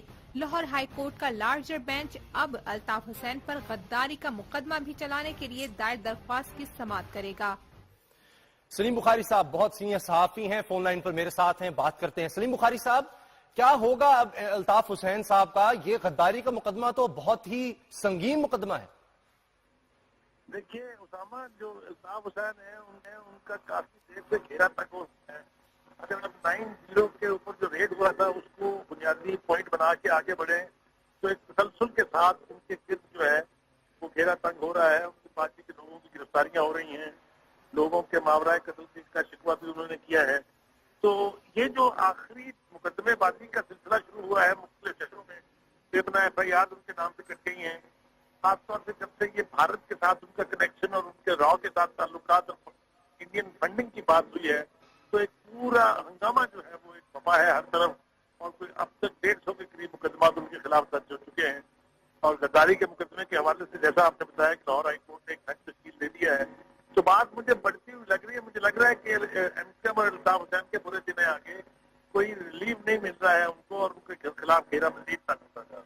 یہ بھی کہا گیا ہے کہ پہلے تو الزامات ہوتے تھے، لیکن اس دفعہ جو تقاریر ہیں وہ باقاعدہ ان کی ریکارڈنگ موجود ہے، اس کو وہ اون بھی کرتے ہیں، اور اس میں جس طرح کے الفاظ ہیں وہ تو آپ لوگ دہرا بھی نہیں سکتے. کتے کی موت، مرنے کی باتیں اور اس طرح کے نہ جانے کیا کیا الفاظ ہیں جس میں، اور للکارا گیا کہ مرد کے بچے ہوتے ہو آؤ وردی کے بغیر. اس طرح کی باتیں اگر ہوتی ہیں تو آپ کا کیا خیال ہے؟ اب بچنا مشکل ہوگا اس طرح کی بات سے نکلنا، اس کے ڈیفنس کیسے کریں گے؟ دیکھیے اس وقت جو حکومت جس طرف جا رہی ہے مجھے ایسے لگتا ہے کہ ہیٹ اسپیچز کو بنیاد بنا کے وہ برطانیہ میں پہلے تو ان کے خلاف مزید گھیرا تنگ کرائیں گے. وہ پہلے ہی 2 خوفناک مقدمات ہیں، اور اب یہ جو ہیٹ اسپیچ کا ایشو ہے یہ آپ کو پتا ہے کہ جو ویسٹ ہے اس میں یہ گمبھیر ایشو ہے، خوفناک قسم کا یعنی معاملہ ہے جس کے اوپر بہت سخت قوانین موجود ہیں. اور اسی کو بنیاد بنا کے پاکستان کے اندر بھی غداری کے مقدمات درج ہو رہے ہیں. اور یہ جو اب لاہور ہائی کورٹ نے ایک بینچ تشکیل دے دیا، میرے خیال سے بات بہت آگے جائے گی. اور ماضی میں جو کچھ بھی انہوں نے کہا ہے، جتنی بھی تقریریں قابل اعتراض انہوں نے کی ہیں، آپ جانتے ہیں اچھی طرح سے کہ کافی لوز ماؤتھ ہے وہ. جب وہ بولنے پر آ جاتے ہیں تو جوش فراوانی میں وہ سب کچھ بھی کہہ جاتے ہیں جو کبھی نہیں کہا گیا اور جو کبھی نہیں کہا جانا چاہیے. اور اب چونکہ وہ ایسا کئی بار کر چکے ہیں، بار کر چکے ہیں، اور اب تو یہ نوبت آ گئی تھی کہ ان کے جو رابطہ کمیٹی کے ارکان تھے یا ان کی پارٹی کے دیگر لوگ تھے، انہوں نے بھی بد زبانی اسی طرح کی شروع کر دی تھی. اور یعنی کافی وجہ تھا جتنے بھی لیڈرز کے اسٹیٹمنٹ آپ دیکھیں گے پچھلے 10-15 روز میں وہ بہت ہی پرووکیٹو اور بہت ہی یعنی دھمکی آمیز لہجہ تھا اس میں. تو میرے خیال سے حکومت اور فوج جو ہے ان دونوں نے بھی اس معاملے میں بھی وہ ایک پیج پر ہے کہ اب انف از انف, اس کا کوئی نہ کوئی الزام جو ہے وہ ہونا چاہیے. تو اسامہ میرا خیال یہ ہے کہ آنے والے دنوں میں میڈیا ٹرائل بھی ایک طرح سے ہوگا, اس لیے کہ جو کچھ رپورٹ ہوگا, جو کچھ ایونٹس ہو رہے ہوں گے وہ سارے رپورٹ ہو رہے ہوں گے, ہم آپ اس کے اوپر تبصرے کر رہے ہوں گے. تو آنے والے دن جو ہیں وہ ایم کیو ایم کے لیے تو بہت اچھے نہیں ہیں. آنے والے دن اور مشکل اگر ہیں تو پھر راستہ کیا ایم کیو ایم کے پاس؟ کیونکہ ایک طرف کہا گیا کہ یہ لاحمل تیار ہو رہا ہے ایم کیو ایم میں کہ سڑکوں پر احتجاج لایا جائے, ہڑتالیں کی جائیں, یا اب عدالت میں جا کے ڈیفینڈ کیا جائے اپنے آپ کو. آج قومی اسمبلی کا بھی اجلاس کا بائیک آؤٹ کیا ایم کیو ایم نے. تو آپ کو کیا لگتا ہے اس سے مسلم لیگ نون پر دباؤ ڈالا جا سکے گا؟ مسلم لیگ نون کوئی مدد کر سکتی ہے ان حالات میں ایم کیو ایم کی, یا معاملہ عدالت میں ہی لے جایا گیا ہے تو عدالت سے ریلیف ملے تو ملے؟ اسامہ آپ کو معلوم ہے اچھی طرح سے کہ پہلے اگر کوئی ایک بیان ان کے خلاف آ جاتا تھا یا کوئی واقعہ مرضی کے خلاف ہو جاتا تھا کراچی میں, تو 3 بڑے شہر جو ہیں لاہور, کراچی, حیدرآباد اور ٹکر بند ہو جاتے تھے, پہیا جام ہو جاتا تھا. 9/0 پر اٹیک سے لے کے اور اب تک آپ دیکھیے کیسے کیسے خوفناک اقدامات کیے گئے ہیں ایم کیو ایم کے خلاف. تو وہ جو ان کی نیوٹنس ویلیو تھی یا وہ جو شہروں کو ویل جیم کر دینے کی قوت ان کی تھی, میرے خیال سے وہ بھی کافی حد تک ایروڈ ہوئی ہے. آپ نے دیکھا کہ جمعے کے روز کے لیے انہوں نے احتجاج کرنا تھا, وہ بھی ملتوی کر دیا انہوں نے. تو میں سمجھتا ہوں کہ وہ جو ایک پاور تھی ان کے پاس, وہ جو ایک طرح کا الٹیمیٹ اتھارٹی اور مینڈیٹ تھا ان کے پاس کہ وہ جب چاہیں کراچی کی سانس روک دیں, اب وہ صورتحال نہیں رہی ہے. اور یہی وجہ ہے کہ اسامہ ایم کیو ایم کی بھی اور الطاف حسین کی بھی پوزیشن کمزور ہوتی جا رہی ہے. نون لیگ کوئی مدد کو نہیں آئے گی آپ کو لگتا ہے اب؟ میرا نہیں خیال, میرا خیال یہ ہے کہ الطاف حسین صاحب اور ان کے ساتھی جو ہیں جلد وہ یہ بات ریئلائز کر لیں گے کہ آنکھیں دکھا کے اب کوئی مسئلہ حل ہونے والا نہیں ہے, unless کہ وہ دے sit together with the political leadership and with the military leadership and sort out their issues. کے علاوہ اسامہ دھمکیوں سے, ہڑتالوں سے, پہیا جام سے اب کوئی مسئلہ حل ہونے والا ہے. بہت بہت شکریہ سلیم بخاری صاحب آپ کا. اب لگتا ہے عدالت میں ہی معاملہ چلے گا اور جا کر اپنا مقدمہ لڑنا ہوگا الطاف حسین صاحب کو, اور امید کرنا ہوگی کہ وہاں سے کوئی ریلیف مل سکے. لگ یہ رہا ہے کہ یہ ہونا بہت مشکل ہو گیا ہے, اتنے سنگین مقدمات ان کے خلاف جو ہیں وہ دائر ہوئے ہیں, اور اب لارجر بینچ بھی لاہور ہائی کورٹ نے تشکیل دے دیا. قومی اسمبلی کی طرف ہم آتے ہیں. قومی اسمبلی میں آج بڑی گہما گہمی رہی, بلکہ ایک طرح سے کہیں کہ ہنگامہ خیز بھی رہا یہ اجلاس, کیونکہ مسلم لیگ نون کے ارکان اسمبلی پاکستان تحریک انصاف کے کارکنان پر برس پڑے. طلال چودھری جو کہ مسلم لیگ نون کے ایک اہم رکن ہیں, انہوں نے تو یہاں تک دھمکی دے دی کہ کان پکڑ کر پی ٹی آئی والوں کو باہر نکال دیا جائے. کاش کے ایک نیا سٹارٹ ہو جاتا. آپ نے دیکھا کہ پرائم منسٹر نواز شریف نے کتنی ہیوملٹی اور کتنی ہمبل سپیچ کی. It was over considered party policy کہ ہم اس کو پازیٹیو لیں گے, ہم اس کو کوئی فتح اور جشن نہیں تصور کریں گے. مجھے پوچھا گیا کہ اب معافی مانگا, ہم نے کہا جی ایسی کوئی بات نہیں ہے. میں نے جمعے کو کہا I am on record. Ishaq Dar کے پیار سے وار. آنریبل اگر لیڈرشپ جس میں ان کی سینئر ترین لیڈرشپ کے دستخط ہیں, اگر ہم ایک معاہدہ کرتے ہیں, اسلام میں تو زبانی بات بھی کافی ہوتی ہے, اس کے 2 وٹنس ہو تو کافی ہیں, اس میں تو 4 سگنیچر ہیں, 2 each from both parties and 2 witness ہیں, 2 افرمیشن ہیں. قومی اسمبلی کے اجلاس میں پی ٹی آئی اراکین کو پرچہ دکھا کر معاہدہ یاد دلا دیا. دس معاہدہ, اس معاہدے سے آرڈیننس نکلا ہے, آرڈیننس آسمان سے نہیں اترا. We are bound both parties. Imagine کہ if it was determination was against us, پھر کیا ہوتا؟ میں سمجھتا ہوں کہ ہمیں سب کو اس کی پاسداری کرنی چاہیے. اگر ہم پبلک میں جا کے یہ کہیں کہ ہم ایلیگیشن ہماری بھی ابھی بھی ہیں, تو وہ نہیں ہیں. they stand withdrawn according to this agreement. اگر ہم کہیں کہ جی میاں نواز شریف معافی مانگے تو مجھے افسوس ہوا, بجائے کہ ان کی ہیوملٹی کو, ان کی ہمبلنس کو آپ اپریشیٹ کریں. وہ کس دنیا میں ہم رہتے ہیں جناب اسپیکر؟ وزیر خزانہ نے اپنی امیدیں ٹوٹنے کا ذکر بھی کیا اور تھوڑا جذباتی ہو گئے. مجھے فرینکلی انتہائی تکلیف ہوئی مختلف چیزیں دیکھ کے, سن کے. اس پریس کانفرنس سے میں پازیٹیو ایکسپیکٹ کر رہا تھا کہ خان صاحب فرمائیں گے کہ جو ہو گیا اس کو ہم سیٹسفائڈ کرتے ہیں, ہم اس کو ایکسپٹ کرتے ہیں. اب ایکسپٹ بھی کر رہے ہیں اور اس کے کیبنٹ بھی لگا رہے ہیں. وہ تو اب لگا ہی نہیں سکتے اس معاہدے کی موجودگی میں.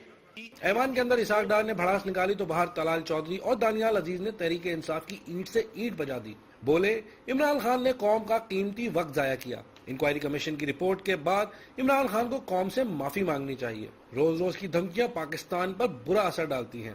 پی ٹی آئی رویہ درست کرے ورنہ کان سے پکڑ کر پارلیمنٹ سے باہر پھینک دیں گے.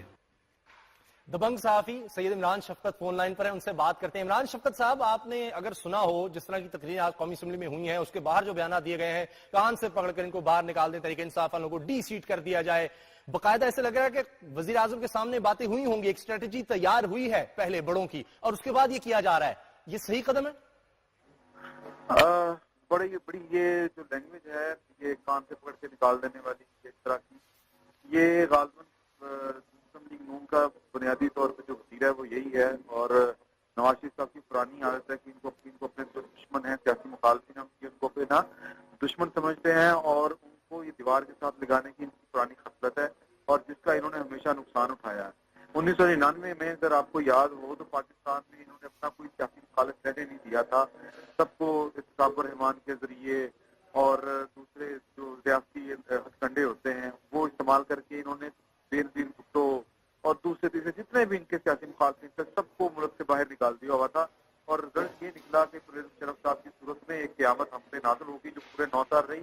نہ صرف انہوں نے ہمارا یا اپنی قوم کا نقصان کیا، نواز شریف صاحب کو بھی انہوں نے دن میں تارے دکھائے، اور اب جو پوزیشن جا رہی ہے کہ ہماری جو اسٹیبلشمنٹ جس طرح اس وقت سیاستدانوں کو آڑے ہاتھوں لے رہی ہے، تو نواز شریف صاحب کو خیال کرنا چاہیے، اور مسلم لیگ نون جو ہے، جملہ تن میں مسلم لیگ نون کی بات کر رہا ہوں، ان کا یہ سیاسی وسیلہ ہے کہ لیکن پھر کریں کیا عمران شفقت صاحب؟ تحریک انصاف نے جو کچھ مسلم لیگ نون کے ساتھ کیا وہ بھی تو آپ کے سامنے ہے، کئی مہینوں تک جس طرح جو کچھ ہوتا رہا مسلم لیگ نون کے خلاف، اب ان کی باری ہے۔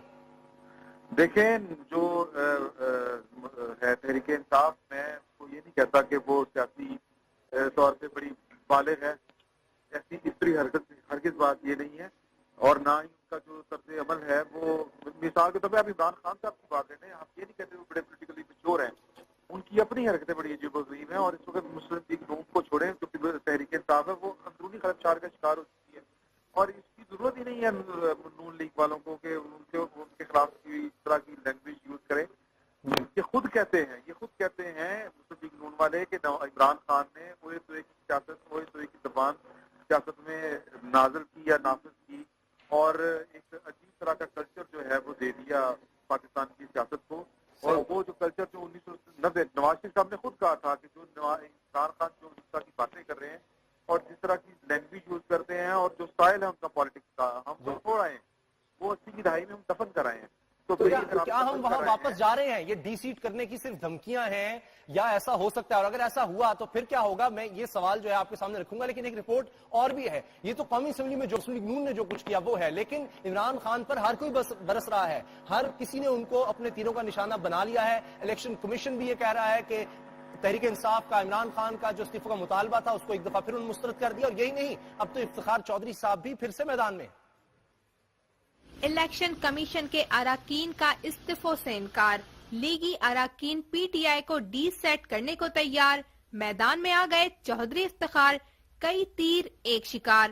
جوڈیشل کمیشن کی رپورٹ کے بعد تحریک انصاف مشکلات سے دوچار۔ اسلام آباد میں کابینہ کے اجلاس میں تحریک انصاف کے اراکین کا ڈی سیٹ کرنے کا معاملہ زیر غور آیا، جس میں لیگی اراکین کی اکثریت نے اتحادی جماعتوں کی جانب سے تحریک انصاف کے اراکین کو ڈی سیٹ کرنے کے لیے لائی جانے والی قرارداد کے حق میں ووٹ دینے کی حمایت کی، تاہم وزیراعظم نے تجویز پر دلچسپی کا اظہار نہیں کیا۔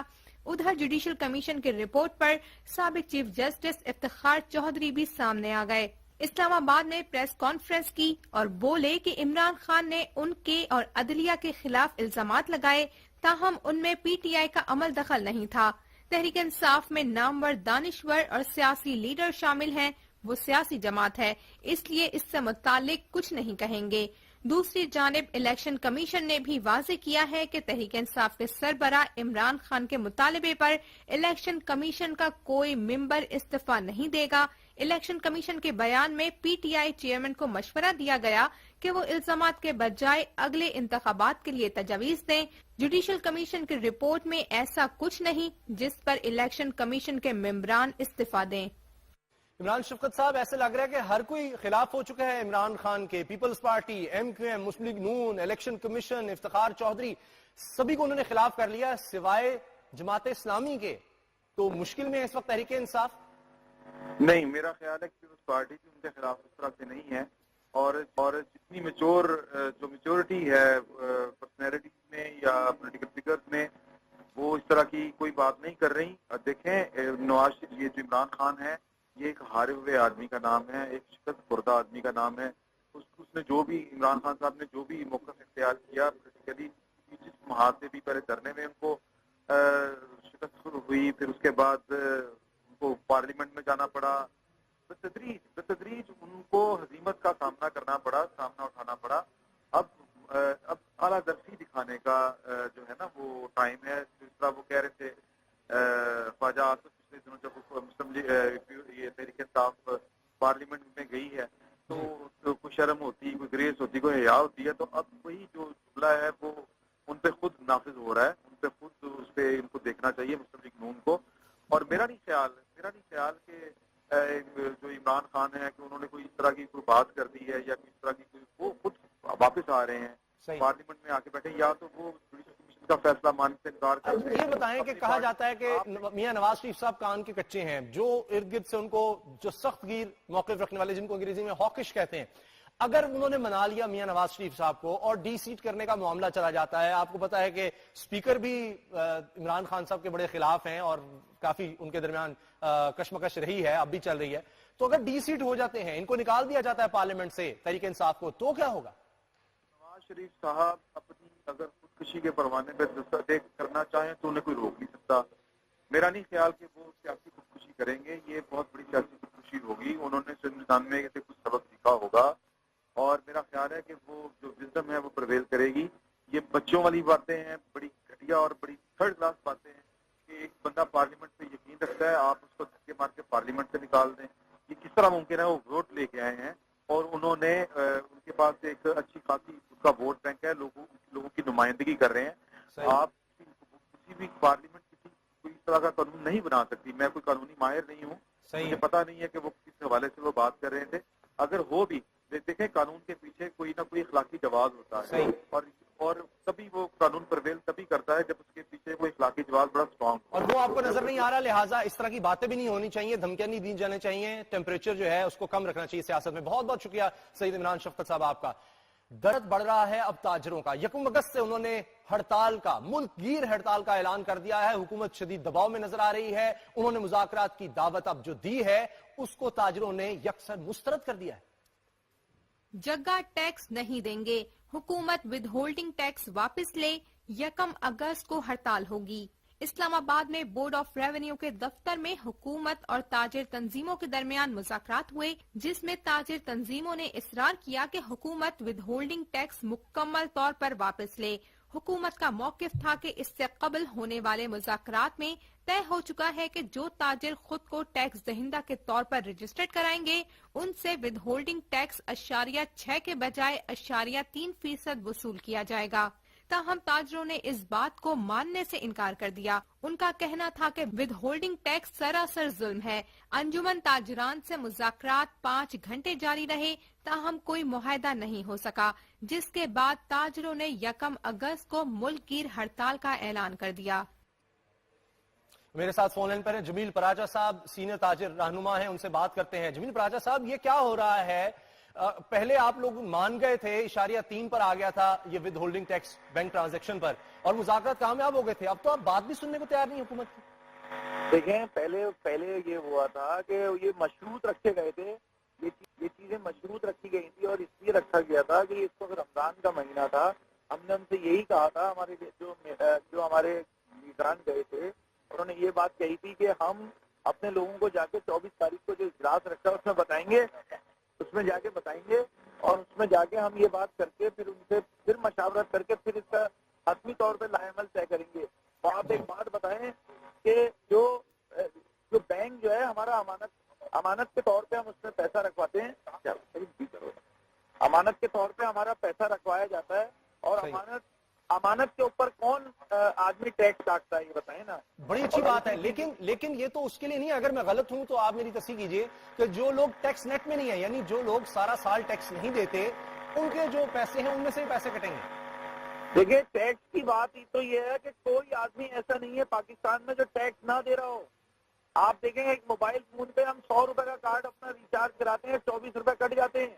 ہم اگر ہمارے بجلی کے بل میں ہر ٹریڈر کے پاس بجلی کا بل آتا ہے لاسٹ ایئر ہم نے کہا تھا ہم سے ٹیکس فکس کر کے لے لیں, جس پر انہوں نے کہا کہ ہم بجلی کے بلوں میں ٹیکس فکس کر دیتے ہیں. انہوں نے انکم ٹیکس جو ہے وہ بلوں میں کاٹنا شروع کر دیا ہے, جو ہر ٹریڈر ٹیکس دیتا ہے. ہم خود بھی یہ چاہتے ہیں کہ ہمارے لوگ ٹیکس نیٹ میں آئیں. ہم نے انہیں مشورہ دیا کہ آپ جو ہے جو فکس کر کے ہم سے ٹیکس دے لیں, ایک چھوٹے سے چھوٹا سوکے والا بھی ٹیکس دے دے گا. کیونکہ ہم نے انہیں مشورہ دیا تھا کہ 3,000 روپے سے لے کے 10,000 روپے تک ایک شاپ کیپر پہ آپ ٹیکس لگا دیں. لیکن انہوں نے ہماری بات کو رد کیا اور اس وقت بھی انہوں نے یہ کیا کہ بجلی کے بلوں پہ ٹیکس رائز کر دیا. جمیل پراچا صاحب, یہی تو مسئلہ ہے نا کہ امیر آدمی ٹیکس دے نہیں رہا تو ساروں کو ٹیکس دینا پڑتا ہے, غریب سے غریب آدمی کو بھی. تو 70 سال سے ہم یہ سن رہے ہیں, ہو نہیں پا رہا. آپ جو تجاویز دیتے ہیں شاید وہ قابل عمل نہیں ہے, مجھے نہیں پتا حکومت کیوں نہیں مان رہی ان کو. آپ کا خیال ہے کہ 1 اگست کو اگر آپ ملک کی ہڑتال کریں گے تو اس سے حکومت مان جائے گی؟ جی انہیں ماننا پڑے گا, اس لیے کہ دیکھیں کیا یہ لوگ چاہتے ہیں کہ وہ پرچیوں پہ کاروبار ہونا شروع ہو جائے, کیا یہ لوگ چاہتے ہیں کہ لوگ انسیکیور ہو جائیں, کیا یہ لوگ چاہتے ہیں کہ گنڈی کے کاروبار شروع ہو جائیں دوبارہ. لیکن وزیر اعظم صاحب تو خود کاروباری شخصیت ہیں, کاروباری شخصیات میں بڑے مقبول ہیں, وہ ایسا قدم کیوں اٹھائیں گے جس سے آپ کا کاروبار خراب ہو؟ دیکھیں کاروبار اگر خراب نہیں کرنا چاہتے اسے اسی ٹیکس, یہ نیا ٹیکس لاگو نہ کریں. ٹیکس جب بھی کوئی ٹیکس معاملات ہو تو تاجروں کو بٹھا کے مشاورت کر کے ٹیکس لگایا جائے. وہ تو آپ کو بلا رہے ہیں, آپ ان کے ساتھ بیٹھنے تک کو تیار نہیں اس وقت حکومت کے ساتھ. انہوں نے کہا پھر سے نہیں ایسی کوئی بات نہیں ہے. ہم آج بھی 5 گھنٹے تک بیٹھ جائیں. اسحاق ڈار صاحب نے آنا پسند نہیں کیا اجلاس کے اندر, ہمیں 5 گھنٹے 6 گھنٹے بٹھا کے رکھا اور خود اسحاق ڈار صاحب تشریف نہیں لائے اجلاس کے اندر. اجلاس کے اندر صرف ایس ڈی آر کے چیئرمین صاحب بیٹھے ہوئے تھے, ایم صاحب بیٹھے ہوئے تھے, جن کا کہنا یہ مگر خبریں تو یہ چلیں کہ آپ کو پھر سے یہ مذاکرات ناکام ہونے کے بعد آپ کو پھر سے مذاکرات کی دعوت دی گئی ہے, وہ آپ نے ٹھکرا دی اور آپ نے کہا اب تو بس ہڑتال ہوگی 1 اگست کو. جی میں دوبارہ بتائیں اگر آواز میں یہ عرض کر رہا ہوں کہ مذاکرات یقیناً ناکام ہوئے, لیکن اس کے بعد پھر سے آپ کو آفر آئی کہ آپ ہم سے بیٹھ کر کوئی ایک اور دور کر لیں مذاکرات کا, لیکن آپ نہیں مانے, آپ نے کہا اب تو ہڑتال ہوگی. اب مذاکرات صرف ایک ہی صورت میں ہو سکتے ہیں کہ وہ یہ اپنا یہ ظالمانہ ٹیکس واپس لیں, کہ یہ ظالمانہ. صحیح, بہت شکریہ جمیل پراچا صاحب, سینئر تاجر رہنما, آپ نے ہمیں وقت دیا. جس طرح تاجروں کا بھی یہ موقف ہے کہ ہر صورت اب ہڑتال ہوگی, ایک ہی صورت میں ہڑتال رک سکتی ہے کہ یہ ود ہولڈنگ ٹیکس جو ہے اس کو واپس لیا جائے, لیکن ابھی تک حکومت نے ایسا نہیں کیا. آپ دیکھتے ہیں کہ اس معاملے میں جیت کس کی ہوتی ہے. ٹیکس حکومت بضد ہے کہ ہر صورت اب لے کے رہے گی, کیونکہ IMF کی شرائط ایسی ہیں کہ اب حکومت کو ٹیکس اکٹھا کرنا ہوگا. بریک کا وقت ہو رہا ہے بڑی خبر میں, اس کے بعد ملتے ہیں.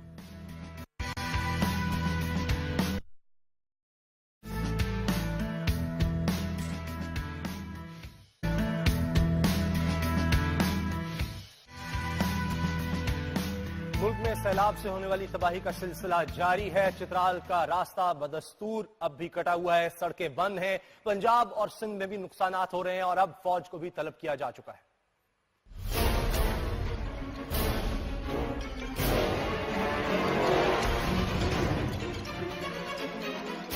مونسون اس بار پھر پاکستانیوں کو نئے امتحان سے دوچار کر گیا.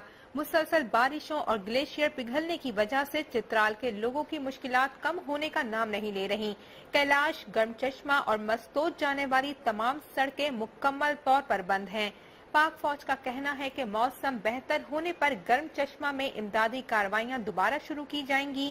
اسکردو کے علاقے روندو میں سیلابی ریلا آنے سے 6 رابطہ پل تباہ ہو گئے ہیں. تازہ ترین لینڈ سلائیڈنگ سے گلگت اسکردو روڈ 3 مقامات پر بند ہو گیا ہے. ادھر جنوبی پنجاب میں جاری بارشوں کی وجہ سے کوہ سلیمان سے نکلنے والے برساتی ندی نالوں میں شدید طغیانی ہے. اس کے علاوہ ڈیرہ غازی خان اور راجن پور میں دریائے سندھ کے سیلابی ریلے بھی تباہی مچا رہے ہیں. اب تک سینکڑوں بستیاں زیر آب اور ہزاروں لوگ اپنی زندگی بھر کی جمع پونجی سے محروم ہو چکے ہیں. بالائی سندھ میں بھی سیلابی پانی نے تباہی مچا دی ہے. گھوٹکی میں مقامی زمینداروں کی طرف سے بنائے گئے 3 بند ٹوٹ گئے. کشمور میں توڑی بندی، ٹیکے بند کی مضبوطی اور متاثرین کی مدد کے لیے فوج طلب کر دی گئی ہے. لاڑکانہ میں موریا، عاقل اور آگانی بندوں کی مضبوطی کا کام جاری ہے. سندھ میں سیلاب متاثرین کی مدد کے لیے پاک بحریہ کی ٹیمیں بھی امدادی سرگرمیوں میں مصروف ہیں. امدادی ٹیموں میں ماہر غوطہ خور بھی شامل ہیں. ان ٹیموں کے پاس 15 زولو بوٹس کے علاوہ اسپیڈ بوٹس بھی موجود ہیں. اس کے علاوہ سیلابی صورتحال سے نمٹنے کے لیے پاک بحریہ کے سی کنگ ہیلی کاپٹر اور ہوور کرافٹس بھی موجود ہیں. ایک اور بڑی خبر، بھارتی پنجاب کے علاقے گرداسپور میں حملہ ہوا پولیس اسٹیشن پر، اور اس کا الزام بغیر کسی ثبوت کے تحقیقات کے ایک دفعہ پھر پاکستان پر لگا دیا گیا۔ تفتیش، ثبوت، تحقیقات، نہ کوئی گرفتار، بھارت کی پرانی ریت پھر بھی برقرار۔ گرداسپور پر حملے کا ملبہ پاکستان پر ڈال دیا۔ گرداسپور حملوں کے فوری بعد بھارتی وزیر داخلہ نے پرانی عادت اپنائی، اپنی نااہلی چھپائی، کسی تحقیق اور ثبوت کے بغیر ہی پاکستان کو گرداسپور حملوں کا ذمہ دار ٹھہرا دیا۔ راج ناتھ سنگھ نے حملے کو سرحد پار سے کارروائی قرار دیا اور جوابی حملے کی دھمکی۔ دوسری جانب دفتر خارجہ نے کسی بھی اشتعال انگیزی سے گریز کرتے ہوئے گرداسپور حملے کی سخت مذمت کی، بھارتی حکومت اور عوام کے ساتھ ہمدردی کا اظہار کیا اور واضح کیا کہ پاکستان ہر قسم کی دہشت گردی کی مذمت کرتا ہے۔ ادھر بھارتی فورسز نے گرداسپور آپریشن مکمل کرنے کا دعویٰ کیا ہے۔ پولیس کے مطابق آپریشن کے دوران تینوں حملہ آور مارے گئے۔ حملہ آوروں نے صبح پہلے بس اور پھر پولیس اسٹیشن پر حملہ کیا، جس میں پولیس سپرنٹینڈنٹ سمیت 8 ہلاک ہوئے۔ بریگیڈیئر ریٹائرڈ فاروق حمید دفاعی تجزیہ کار فون لائن پر ہمارے ساتھ ہیں، ان سے بات کرتے ہیں۔ فاروق حمید صاحب، ایسا کیوں ہے کہ ہمیشہ کوئی بھی وہاں پر ایسا لگتا ہے کوئی ٹائر بھی پھٹ جائے، سلنڈر بلاسٹ بھی ہو جائے تو کہتے ہیں اس سے پہلے کہ پتہ چلے ہوا کیا تھا کہ تو پاکستان نے کیا؟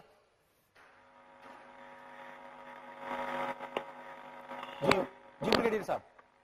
ہلو جی بریگیڈیئر صاحب، میں یہ عرض کر رہا ہوں کہ اس کی وجہ کیا ہے کہ بھارت میں کچھ ہو، چاہے کوئی پٹاخہ بھی پھوٹے تو الزام پاکستان پر لگایا جاتا ہے؟ جی بسم اللہ الرحمن الرحیم، بہت شکریہ۔ دیکھیں بات یہ ہے کہ یہ تو ان کا شروع سے ان کی اپروچ یہی ہے، ان کی اسٹریٹجی بھی یہی رہتی ہے کہ کوئی چھوٹا سا بھی واقعہ ہو جائے تو وہ پاکستان پہ اس کا بلیم ڈالتے ہیں۔ مقصد ان کا یہی ہوتا ہے انڈین میڈیا اپنا جو ملٹری اسٹیبلشمنٹ ہے اور ان کے ساتھ جو خاص جو روگ ایلیمنٹس ہیں ان کی پولیٹیکل لیڈرشپ میں، کہ میں ہمیشہ کہتا ہوں یہ 3M کا ایک نیکسس ہے، موڈی، ملٹری اور ان کا میڈیا، یہ کوشش ہوتی ہے کہ انڈین ڈومیسٹک اوپینین کو گین کرنے کے لیے وہ ہمیشہ بلیم پاکستان پہ ڈالتے ہیں۔ اور دیکھیں کئی دفعہ میں آپ کو یہ بھی بتا دوں کہ ہمیں پہلے بھی کہتے رہے کہ ان کو بہت شوق ہوتا ہے یہ فالس فلیگ آپریشن کرنے کا، وہ یہ کراتے آپریشن، یہ کئی مرتبہ یہ کراتے خود ہیں، اور کوشش اور مقصد یہ ہوتا ہے کہ پاکستان پہ بلیم ڈالیں، اور اگر کوئی اپنا آبجیکٹو اچیو کرنا چاہتے ہیں کہ پاکستان کو پریشر میں رکھا جائے، پاکستان کی اپنا انٹرنیشنل امیج جو ہے پاکستان کو، اس کو خراب کیا جائے اور انٹرنیشنل اوپینین بلڈ اپ کی جائے اپنی فیور میں، تو یہ کوئی بھروسہ نہیں ہے کہ انہوں نے یہ کام خود کرایا ہو اور یہ بلیم ڈال دیں۔ سمجھوتا ایکسپریس میں بھی تو اسی طرح انہوں نے کیا تھا، اور اس کے بعد پھر سب کے سامنے آیا کہ یہ تو بھارت کے اپنے لوگ تھے۔ جی بالکل، بلکہ اگر آپ کو یاد ہو کہ ممبئی حملے کے کیس میں بھی ان کے ایک CBI کے سینئر آفیشل ہے انٹیلیجنس کے، انہوں نے سپریم کورٹ میں یہ ایفیڈیوٹ دیا تھا اور بیان دیا تھا کہ ممبئی میں جو ہے وہ بھی ایک اپنا فالس آپریشن تھا، اور وہ ایکچولی خود کیا تھا، صرف یہ کہ پاکستان سے ڈائلاگ پروسیس یہ ختم کرنا چاہتے تھے، پیس پروسیس کو ختم کرنا چاہتے تھے، تو وہ بہانہ ڈھونڈتے ہیں، تو لہذا ان سے کوئی بعید نہیں ہے کہ یہ کرائیں گے خود اور بلیم ڈال دیں گے پاکستان پہ۔ ماؤ باغی کا ہم دیکھتے ہیں، علیحدگی پسند تحریکیں بھارت میں چل رہی ہیں، کیا اس میں بھی وہ پاکستان انوالو ہے کہ بھی پاکستان پر ڈال دیا جائے گا؟ دیکھیں بات یہ کہ پاکستان کے اپنے انٹرنل سیکورٹی کے اتنے مسائل ہیں کہ نہ ہمارے پاس ٹائم ہے، نہ ہمارے پاس ریسورسز ہیں، اس قسم کے نہ اتنا وقت ہے کہ ہم انڈیا کے اندر جو 2.5 درجن سے زیادہ جو آزادی کی تحریکیں چل رہی ہیں، جس میں لیٹسٹ جب آپ دیکھیں خالصتان کا معاملہ پچھلے چند ہفتوں سے بہت زیادہ وہ ریوائیو ہو گیا ہے، نہ صرف انڈیا میں بلکہ انٹرنیشنلی آلسو سکھ اپنا ایک علیحدہ اپنا ملک مانگ رہے ہیں، آزادی مانگتے ہیں انڈین تسلط سے۔ تو بات یہ ہے کہ چاہے ایسٹرن انڈیا ہو جہاں پہ وہ تمام ناگا، موئس اور یہ نیشنل کی موومنٹ ہے، یا انڈین آکوپائڈ کشمیر میں جو فریڈم موومنٹ ہے جو زیادہ عام اسٹرگل میں دوبارہ چینج ہو رہی ہے، یا پھر افغانستان، تو یہ تو بڑی ایک گمبھیر صورتحال پیدا ہو گئی ہے جس سے انڈیا دو چار ہے۔ تو پرائم منسٹر مودی کو چاہیے تو بجائے یہ کہ وہ پاکستان میں کے معاملات میں اور یہ لوگ جو گڑبڑ کر رہے ہیں کافی عرصے سے بلوچستان میں، کراچی میں، اور طالبان اور یہ فاٹا کے اسپانسر کرنے میں جو یہ کر رہے ہیں، تو ان کو چاہیے کہ یہ معاملات بند کریں اور اپنے انٹرنل سیکورٹی کا اپنے مسائل ہیں کہ آخر میں یہ فرمائیے گا کہ یہ بات درست ہے کہ پاکستان میں تو ہم دیکھتے ہیں کہ سیاسی ہتھیار نہیں ہے، بھارت سے نفرت جو ہے اس کو آپ دیکھتے ہیں الیکشن کمپینز کا حصہ کبھی نہیں بنایا گیا، لیکن بھارت میں خاص طور پہ مودی سرکار جو ہے وہ تو یہ ڈھنڈورا پیٹتی ہے اور ووٹ لینے کی اس پہ کوشش کرتی ہے۔ یہ بھی ایک وجہ ہے کہ جب بھی بھارت میں کوئی دہشت گردی کا واقعہ ہوتا ہے جو افسوسناک ہے تو اس کا الزام پاکستان پر لگا کے ووٹ لینے کی کوشش کی جاتی ہے، لوگوں کو اپنے ساتھ لانے کی، ایک سیاسی ہتھیار۔ دیکھیے میں نے آپ کو اس سے پہلے کہا تھا کہ ابھی اس واقعے کو بھی فورن آفس نے ہمارا اس کو کنڈیم کیا ہے، پہلے بھی جو بڑے واقعہ وہ پاکستان نے ہمیشہ کنڈیم کیا ہے۔ ان کا مقصد یہی ہوتا ہے کہ انٹرنیشنل پاکستان کے امیج جو ہے اس کو خراب کیا جائے، اپنا وہ امیج یہ دینا چاہتے ہیں کہ دیکھیں ہم تو پاکستان کے ساتھ بات چیت کرنا چاہتے ہیں لیکن یہ پاکستان کی طرف سے اس قسم کے واقعات کو اسپانسر کیا جاتا ہے۔ تو مقصد کا یہی ہے کہ بلیم گیم میں پڑے رہیں اور جو پیس ہے اس کو اس طریقے سے وہ ڈیلے کرتے رہے۔ صحیح، بہت بہت شکریہ بریگیڈیئر ریٹائرڈ فاروق حمید صاحب، آپ نے ہمیں وقت دیا اور اس واقعے کو بہانہ بنا کر بھارتی کرکٹ بورڈ نے پاکستان کے ساتھ سیریز کو خارج از امکان قرار دے دیا ہے۔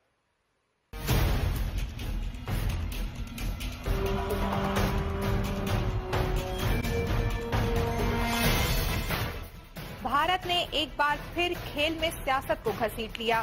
مودی سرکار نے گورداسپور حملے کا ملبہ پاکستان پر ڈالا تو بی سی سی آئی کو بھی بہانہ مل گیا اور پاک بھارت کرکٹ سیریز پر وار کر دیا۔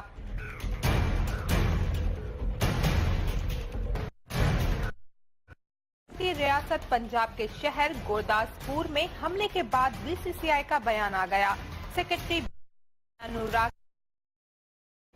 اور کرکٹ ساتھ رکھتے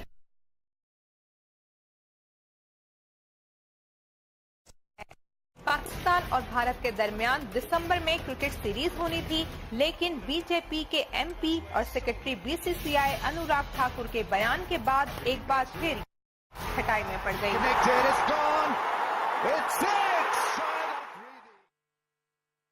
معروف کے محتاج نہیں، سابق ٹیسٹ کرکٹر پاکستان کے سابق کپتان فون لائن پر میرے ساتھ ہیں۔ راشد بھائی بہت شکریہ آپ کا۔ کیا دہشت گردی کو کرکٹ سے جوڑنا اس طرح صحیح ہے؟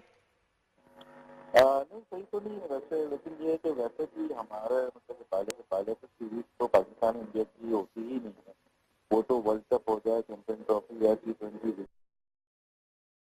ایونٹ ہم لوگ کر رہے ہیں، لیٹر سیریز تو کافی عرصے تک نہیں ہوئی۔ ہاں یہ چانس ابھی تھا اور یہ میڈیا کی خواہش ہوتی ہے کہ کوئی انسیڈنٹ ہو تو اس میں کرکٹ کو بھی لپیٹا جائے اور وہاں پہ کے لوگوں نے اگر جو بات کی ہے آفیشلی ریٹرن میں ابھی نہیں دکھایا، اور پاکستان کو بڑا بھارت پاکستان کا اور اس میں ایک انصر ہوتا ہے کہ ہم جنگ کو نہ کریں اور کھیل کو کھیل رہنے دیں، جس سے بہت زیادہ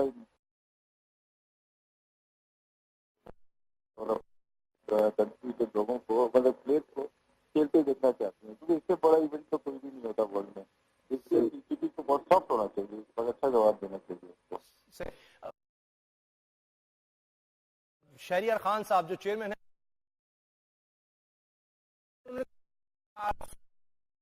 کا سلسلہ بند ہونا چاہیے اور اس کی راہ میں وہ سب سے بڑی رکاوٹ بھی ہے۔ دوبارہ بتائیں جی میں اس کا ایک رپورٹ دیکھ لیں جس پر میں پھر آپ کو چاہوں گا کہ شہریار خان صاحب جو پاکستان کرکٹ بورڈ کے چیئرمین ہیں، ان کا بیان سامنے آیا ہے کہ جو پہلے سے آزمائے گئے پلیئرز ہیں اب ان کو نہیں ٹیم میں رکھا جائے گا اور اس کے لیے وہ خود رکاوٹ بن کر کھڑے ہیں۔ ان کے جو بیانات ہیں میں چاہتا ہوں آپ ایک دفعہ وہ سن لیں، پھر اس پر میں آپ کا کمنٹ سنوں گا۔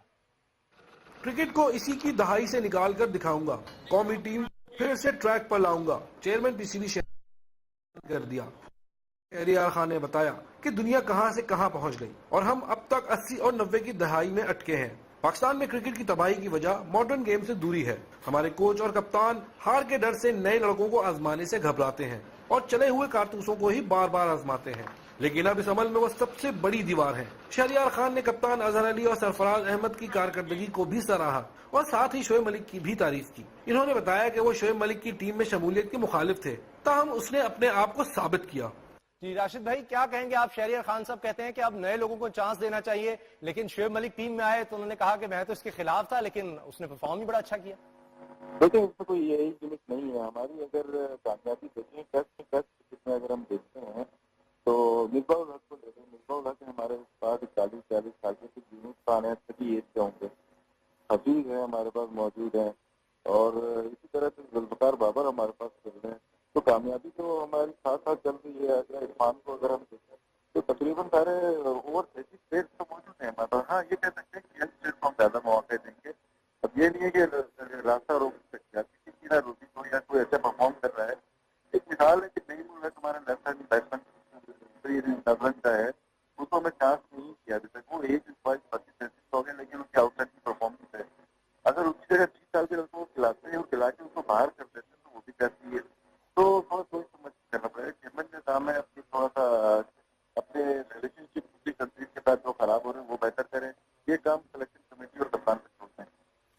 راشد بھائی یہ بھی تو ہے کہ ہم نئے لڑکوں کو اگر چانس دیتے ہیں تو پرفارم بھی نہیں کر پاتے. ایک طرف ہم کہتے ہیں کہ جس طرح کئی انڈر 19 کے لڑکے کھلائے گئے لیکن اس طرح پرفارم ہی نہیں کر سکے. بابر اعظم کا بڑا نام لیا گیا, اس طرح سے دیگر بلاول آئے اور بہت سے لڑکے آئے لیکن اس طرح پرفارم نہیں کر پائے. عمر اکمل کو اتنی زیادہ ہم نے چانسز دیے لیکن وہ اس طرح سے امیدوں پر پورا نہیں اتر سکے.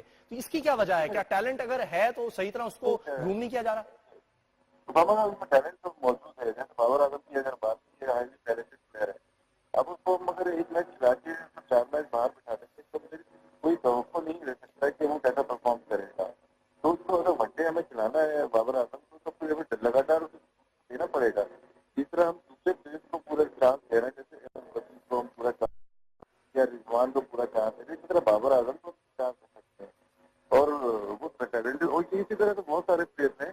ہمیں ٹرائی کرنا چاہیے. ہمیں 4 سے 5 سال تو لگیں گے ظاہر سی بات اچھے پلیئر کو پروو کرنے کے لیے. لیکن فاسٹ بالنگ پر آ جاتے ہیں. بیٹنگ کی ہم بات کر رہے ہیں. فاسٹ بالرز ہمارے کہاں گئے؟ ہم تو یہ کہتے تھے کہ کہیں نہ کہیں سے فاسٹ بالرز مل جاتے ہیں. ہمیشہ ہم نے دیکھا عمران خان سے پہلے بھی دیکھ لے, کاردار صاحب سے لے کے عمران خان, پھر ایک سلسلہ ہے وسیم, وقار, عاقب, بہت سے اور لڑکے آئے. اب ہم اگر دیکھتے ہیں عرفان ہماری بیک بون نظر آتے ہیں تو وہ 30 سال سے اوپر ہیں. کوئی نئے لڑکے ہمیں مل رہے, طلحہ کو چانس دیتے ہیں وہ پرفارم ہی نہیں کر رہے. دیکھیں وہ پلیئر تو ختم ہو گیا. اگر 80 تو 90 کی اگر جو بات آپ کر رہے ہیں یہ تو ایک دور کا فاسٹ بالر سے وہ ختم ہو گیا. چاہے وہ ڈینس ہو, سامسن, عمران خان, کپل دیو ہو, وہ مطلب ہوتا ہے کپل دیو, گوتم بدھ, جتنے نام لیں گے بہت سارے بالر تھے وہ ختم ہوتے. وہ ایک ٹائم تھا اس وقت بیٹسمین کی بہت کمال بیٹسمین تھے. لیکن اب کرکٹ چینج ہو گئی ہے. بہت زیادہ فاسٹ بالر نہیں چاہتے. بیٹسمین کی ویسے بالر نہیں رہنا پاکستان کے رہے نہ انڈیا کے رہے. ہاں ایک اسٹڈی بالر بزنس مین کی طرح کام کرتے ہیں. وہ بالر اب باقی رہ گئے ہیں.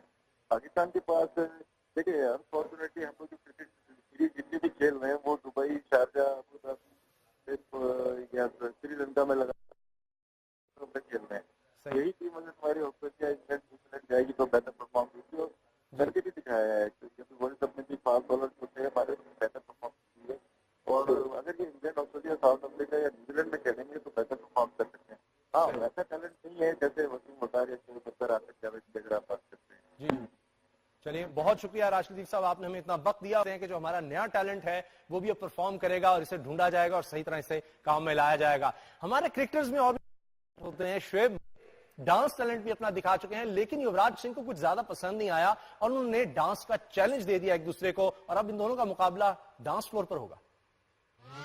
ارے ابھی تو پارٹی شروع ہوئی ہے.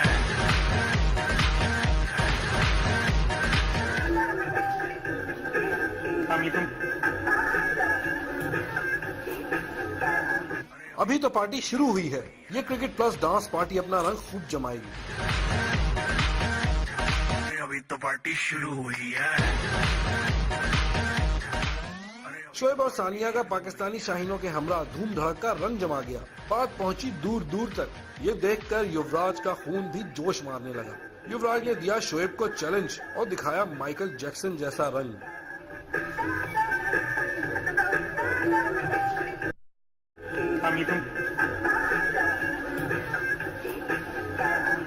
یوراج کا چیلنج ہو اور شعیب قبول نہ کرے یہ ہو ہی نہیں سکتا. شعیب نے اپنے مسلز دکھا دیے, یعنی چیلنج قبول ہے. اب دیکھنا ہے کہ یہ کرکٹ پارٹی ڈانس پارٹی میں کیا کیا نئے جوہر دکھاتی ہے. شعیب کا پلڑا کیونکہ ثانیہ ہے. کرکٹ سیریز تو ہو نہیں رہی تو چلیں ڈانس کا مقابلہ ہی صحیح. کل انشاءاللہ ملاقات ہوگی بڑی خبر میں. اللہ حافظ.